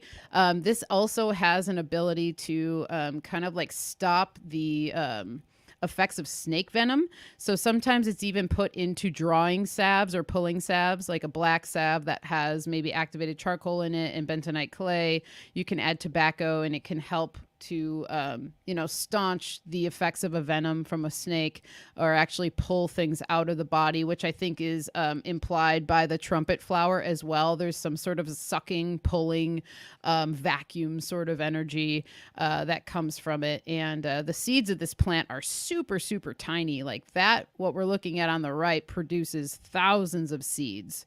So if anybody wants tobacco seeds, email me, because I've got a lot of them. And I recommend everybody just trying to plant it, because I think it grows in many, many different regions. So have a go. It's really cool. lots of lessons for us here and us earthly beings from the tobacco. Michelle, do you ever offer tobacco as before harvesting plants and stuff like that? Yes, thanks for asking, guys. I forgot to bring that up. But yeah, typically I'll do it even after too, like leaving a little bit at the base of the plant. Yeah. And now what I want to do too is the mountain we live near, start offering it to the mountain and see what kind of communication opens with that. Because that's one of the things we've noticed up there, that people they leave offerings of all kinds, but tobacco being one of them. So kind of trying to like, seeing what happens with the mountain connection. But yeah, that's a great point. Have you done that, Kyle? Yeah, that's what I was getting at too. I'm glad you brought that up because I love tobacco so much as a great, I don't know, as a great offering to spirit, as a great offering to the plants and harvest and everything like that. But I started to think about it one time because I would go to a place where I would harvest and I had no intention of harvesting. And I definitely got the message, where's the tobacco? Like, where's the tobacco? And I started wondering, and I started like kind of engaging psychically, like who's asking? And I got the feeling that it wasn't the spirit of the plants that was asking for it, that it was some sort of intercessor, sylph, gnome, like, psychopomp of the plant world, if you will, that was like, look, give me, I'll show you where the good medicine is. You just got to grease my wheels first. But I had no intention of harvesting. I had no tools. I had no tobacco. And I had that kind of fun conversation. So now sometimes when I go out there, I offer the tobacco and I make it explicit sometimes in a psychic way, that this is an offering for the plant spirit, so there's no little forest middleman running around stealing the tobacco offering. And it's really fun. It's a really fun way of engaging with I don't know, just the medicine and the curiosity and the magic that all happens. I think that becomes available from tobacco. I really feel like tobacco opens up the playfulness that allows the plant's spirits to wander into my head or my biofield or wherever I'm getting these messages. And I also feel strongly about smoking the plant because of the same way. Like I feel like Gandalf, when Gandalf is like, I don't know what to do. Where should I go? He just like goes and has some like old Toby, he has some long bottom leaf from the Shire and figures it out. And that's the idea, is that there's the smoke medicine has this etheric quality that lends to spirit, to out there, to the ether, and creates that space. It's not a aqueous space. It's not a physical four-walled space. And that's why, passing the peace pipe, all these types of these ideas of like diplomatic delegation. And I see that in green speak in the name that I just thought of now. We have Nick, like old Saint Nick, like the name for almost like a Luciferic, terminal deity, and Tina, Nicotina. So there's like this interplay between like, both sides, at least in the green speak that I could pull out of the seance language. But excellent choice. I love tobacco. Probably one of my very favorite smells in the whole world is the smell of a fresh tobacco leaf. It is so awesome. Very masculine. The use of it in the snuff form is big in the Amazon in South America. It's spelled like, it looks like it's spelled rape, R-A-P-E, but they pronounce it jepe. I have actually done this one time, and sort of a ceremonial sense. And if you have ever had, or somebody, the experience of like they just needed their smoke break or something, I just can't, this is too much right now. I gotta go clear my mind, and they want to go outside. There's a lot to the ritual with the use of tobacco that is sort of like grounding or resetting or clearing of the mind. But when you do it as this ceremonial snuff, it really clears your mind. There's the you that you were before, and then there's the you that you are in the moment after somebody goes and blows that tobacco snuff up your nose with like a bone pipe thing, and damn, it hurts. Your eyes are watering. Immediately, everything that's in your sinuses starts to drain out. It's very clearing. It's actually super healing, but it's not like using it in that way. It is not like, oh, I'm going to do this all the time. I'm addicted to this. You can't do that. I mean, I don't know. Maybe some people do use it that frequently, but it just totally brings you out of your head and into the moment. Very clear. Everything becomes super sharp, you know, like the way that pain is a clarifier in a sense, but it's not like a terrible pain. Anyway, that's an interesting way to use tobacco as well. The ceremonial snuff hepe. And there's I think everyone that's curious ought to try it sometime if they ever get the opportunity, because it's very powerful. Yeah, that chance, the Repe ceremony somehow has been preserved. I want to say aggressively, very proactively. It's preserved in our language. In the Esau rune is it's like a reversed one. It's like the symbol one, but flipped around. And it is the symbol, I read it as the symbol of harmony. Euterpe is the muse of harmony, and she has this flute. This flute is crucial as the symbol for harmony. But it has so much consistency. I found it first in the Empress card. The Empress is holding a lotus flower with an extremely long stem, like obtusely long stem. Looking into it, I'm quite sure that that's not only the flute of Euterpe, but it's also the flute of the Hripe, Theripe. It's in the word therapy. We have preserved this Hripe that is a symbol of harmony, and musical harmony is a symbol of good health of the body. And so this harmony, I think, is the coming to righteousness, coming back to center, this center stick of this flute that she holds, this Empress card. But it's just so profound how that implement is a universal symbol, particularly for the number 3 on the Enneagram. It's just amazing. It's amazing. So something about that Ripe, I think there's still, I think it's used more than we think. And there might be specific snusses out there that we don't even have a name for, because to us, it just seems so archaic. But in the occult, I just see it preserved like a Tifereth of all the signs and symbols. It's a real precious treasure, that Esau, the flute. But to move on to tobacco really quick, I'm so excited about this one. What a grand finale. What an excellent finale. You know, it's like we're walking out of the forest from our herb walk, and we must remember Hecate. We have to remember the hedge. We have to acknowledge that liminal space, that walking from the wilderness, coming back into the world of the machine. This is appropriate. So the camel, right? The camel is the symbol of tobacco because of the herb trade, because of the herb routes. The camel is the gift giver. Gimel, it means camel. It also means a gift. And on the camel's back was wrapped tons of tobacco over the aeons. Those camels were responsible for bringing so much tobacco. But you know what's funny is camels spit.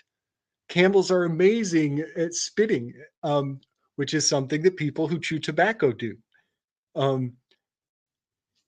Another reason that this is so beautiful that we're ending on this is coming back to the fact that Ophiuchus compels remedy.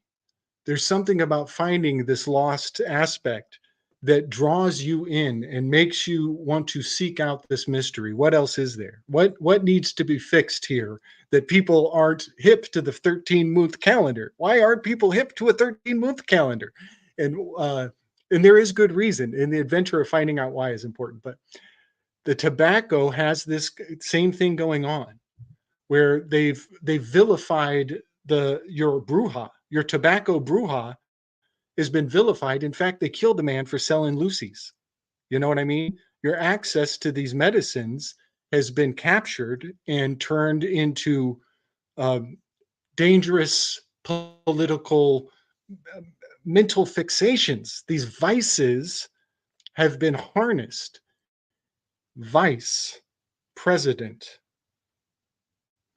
We have a vice president whose name was Joe. We have a vice president whose name is Kamala. And now we have Joe Kamala pressing like Camel Vice. cigarettes. Vice Okay, Camel cigarettes being pressed on the masses. Listen, I could go on and on. I mean, Zuckerberg, his name has sugar in it. They have seeded vice in their names to crop dust our minds so they could be the commodities. The commodities market is where they get quite a bit of returns on their crop dusting. But what I think is awesome is that we can grow our own tobacco. We can get this for ourselves. We can be our providence. You know what I mean? And that middleman, that devil on the corner, that CVS drug dealer, you don't need him. We can go do this on our own. Be careful though. Things like this get really heavily regulated. They're heavily regulated, but I just love it. I love that we're ending on this. But I want to share my communing with tobacco is still very sacred. It was always in ritual ceremony, and it was through that very safe experimentation, personal experimentation, that I was able to learn the secret of Argos. Argos was Hera's spy. He's covered with 100 eyeballs, and he's sent to catch Zeus in the act of sleeping around on Hera. So he's a spy. I mean, what better spy than a guy covered with 100 eyes? Well, Mercury comes and tells him stories. He talks really long, like I tend to do, and talks him to sleep. And I think he even sings him to sleep. And when the last eyeball finally closes, then Mercury chops Argus's head off, and then Hera turns Argus into the peacock constellation and immortalizes him in heaven. And the peacock has 100 eyes. Well, it was because of my relationship with tobacco that I could actually find this element of Argos inside of the communion for tobacco. And when I was partaking in the Chillum ceremony, I realized that all of my blood vessels attaching to the nicotine was actually activating 100 eyeballs all over my skin. And I was becoming, it was a shamanistic endeavor, and it was very sacred and very special. And so I recommend these endeavors because you gain context for the mythology. If you don't know now, you know. But you could go out and dance your own dance to prove my words right. But I think this is a weave I actually didn't bring up earlier. I think this is the halo and the wings. I think these medicines give us halos. They give us wings. They give us a certain kind of shine that I can share the light that I experienced when I partook of Argos. And I can encourage you on your path to go find a halo. But make sure it's organic. Yeah, man.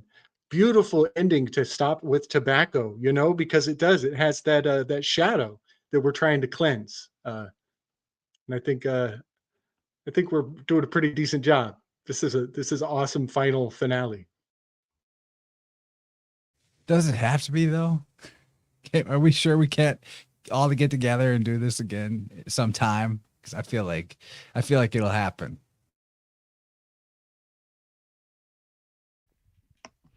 I'm always open to more. Yeah, me too. And we could talk about planetary stuff. I mean, we did the zodiac, and that's kind of a little. That's it's a little bit more categorizing. We can really open it up with some planetary stuff anytime. You know, there's 9 of those plus some other things. we can definitely expand the cosmos a little bit further with the plants if you'd like. I'm into that. I'm also kind of hatching some other ideas because I'm enjoying just the notion of like mini series that run for like the course of a year, theme years. So I'm gonna probably host podcasts for the rest of my life. So I'm gonna be creative with that. And thank you, Lou, Polymathing. Thank you for this really kind super chat. He says, cannot thank all of you enough for this Astroherbalism series. You're masterful teachers, weavers, and keep us all smiling while learning. As Gabe says, give thanks and praise. P.S. Do it all again.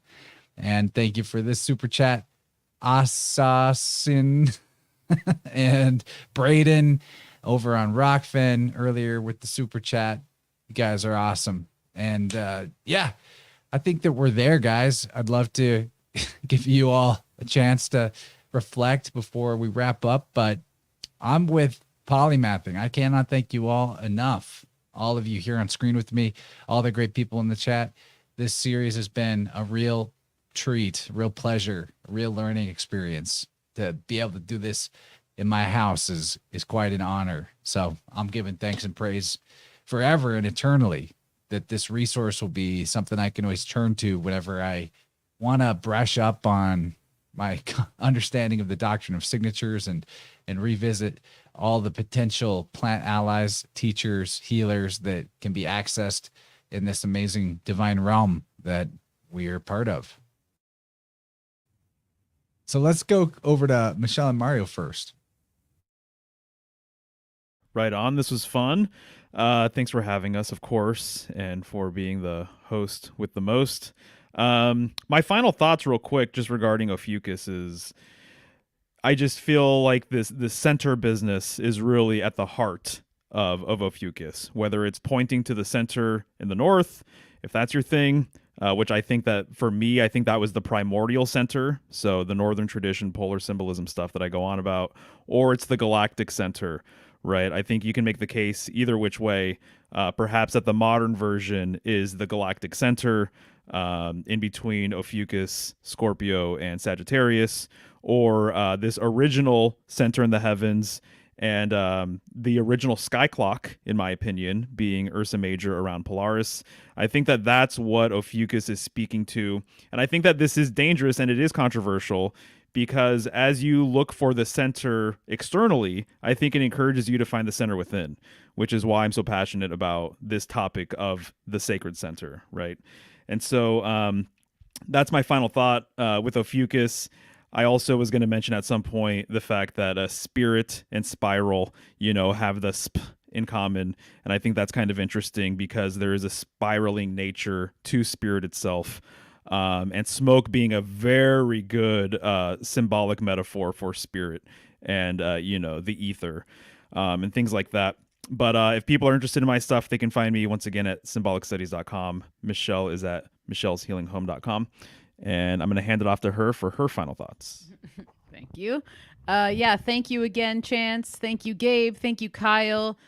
Thank you, Babe. This has been a really awesome series. Happy to come back for the 13th sign. And to second the point of the center, that's what I feel like all these medicines kind of point to. Working with your center, asking yourself questions, checking in before you imbibe, all these things, is it necessary right now? Do I really need it? Is it needed? And you'll know when it's needed. So I think that a lot of these plants and what we talked about point to more of that kind of stuff and tuning in and making sure you're listening. So as Mario said, michelleshealinghome.com for all things the healing home. And thank you guys. Happy holidays too. Yeah. It's funny. Right as you said tuning in, I was like, I should let everybody know, because we're streaming to your channel and to Mario's channel as well, that I do biofield tuning one-on-one. If anybody out there is interested in having their aura examined and cleared of any limiting or limited energies or beliefs, so that they can go into 2024 with a much stronger comprehension of their truest and highest self. I mean, there's not much more Ophiuchian than getting tuned and distangling or, removing the false personality conditioning so that your true self can come through, because that's one of the things about tuning your personal energy, the energy that's in your field. That's your consciousness, but it's also your memory. And the better that that's in flow, the more you actually know who you are and why you're here. So if anybody out there is in a type of rut that they feel like they're not exactly sure where to go next or what they even want, tuning is really good for that. It's also good for dealing with health issues that maybe other methods are not getting you there. And it's great for, I really enjoy the tunings with people who are already in a good place in their life and don't feel like they're in a crisis per se. They tend to have really incredible results as well. We break all kinds of patterns. I mean, with the last client, I helped them find the origins of their cyclical experience in life of when things got good, something bad happened right away. And we found the origins of that. You might be dealing with something a little more subtle. Why am I having this repeating pattern in my life, and how do I get rid of it? So there's all kinds of things tuning's great for. Kyle knows about it. He's been doing some tuning work of his own. He's, I'm sure, quite an awesome practitioner already because he's so intuitive. But I wanted to let everyone know about that. innerversepodcast.com/sound-healing is where you can find out more, or you can just email me about it. Since we are talking about healing, couldn't let it go. Got to let everybody know. And Kyle, let me kick it over to you for anything else you want to say or promote while we've got everybody. Nice. Thank you. Yeah, it's been awesome. What an awesome honor and journey to be with all you guys, Michelle, Mario, Gabe, Chance. Love hanging out with you. And it's so much fun. It's so much fun to talk to your audience about the plants, and then talk to you folks out there again on my free time. I love being a community herbalist in my town.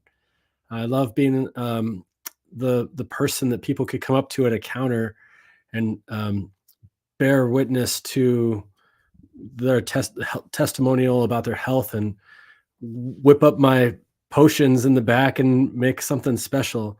I also really like doing that for your audience too, Chance. And so that's why we have that Interverse code. And then that way I kick over some of money over to Chance and his family.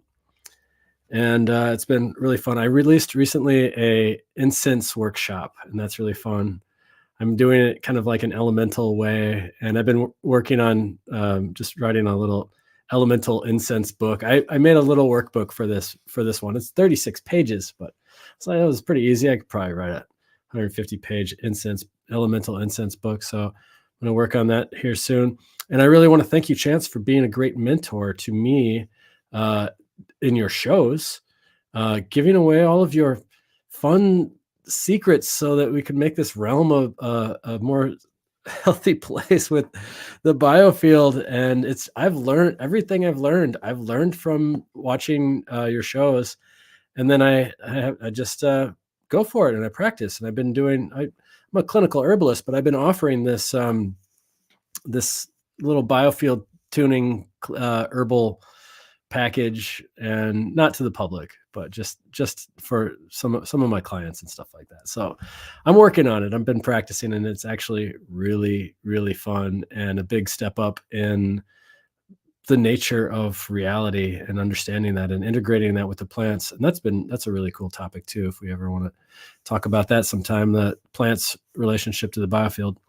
You let me know when you're ready to talk about that, because I'll have you any Wednesday or even on an Interverse episode. Sorry to interrupt, but I'm about that. All right. I'm all about that. And I'm super happy to hear that the content I've produced on the biofield anatomy and how tuning works was a stepping stone for you. That's what I want. I don't want to be just the only guy that can do it or one of few people that can. It's our birthright to know this. Totally. Yeah. And I agree. It's really fun. Just getting in there and doing it, I'll make that same recommendation about herbalism. You know, there's some things that you just step with caution, step like Ophiuchus is stepping over a scorpion sometimes, and find some things that you can easily practice with, and take a season of learning and honoring plants. Maybe dedicate this next spring to learning about 5 to 10 plants that are growing in your garden. Those are the medicines for you. And guess what?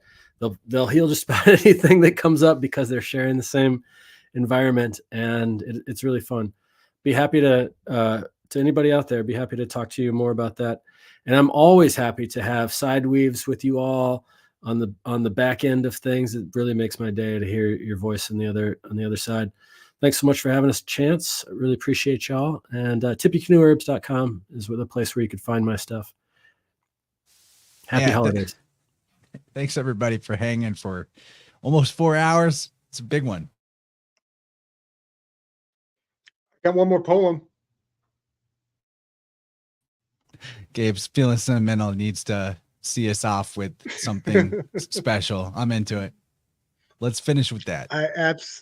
Yeah, man. I absolutely love all of you. It has been such an awesome journey, and this Astro Herb endeavor is like lifetime bragging rights for me. I'm so looking forward to this. And I know where all of my gifties are coming from. I know where to go. So this last poem is it's not really categorized, but it's an alleyway scene. It's named Clothesline Serenades. Elastic daylight fingers strum whimsical back-alleyed textures. Beyond windowsill, sun showers tilt. Sumptuous eaves dropping chandelier petals, pining to surrender to misty incandescent clothesline serenades. Wind chimes of scrimshaw and seashell keep time with rain rhythms under xylophonic ramshackle tin roofs. Steel drum wishing well compels descending glimmers to syncopate, to linger in prayer for next breath. Yellow dress ripples, reverberates, and falls in beaming departure.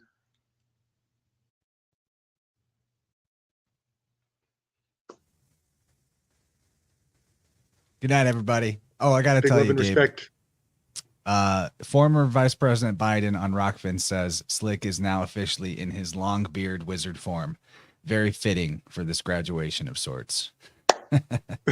You've all graduated from the Astroherbalism series, or if you haven't been here for all 12 episodes previous to this, go check out the playlist. There's so much more if you enjoyed this, and it's timeless wisdom. So good night, everybody. We love you. Catch you on catch you on the flip. Big love and respect, y'all.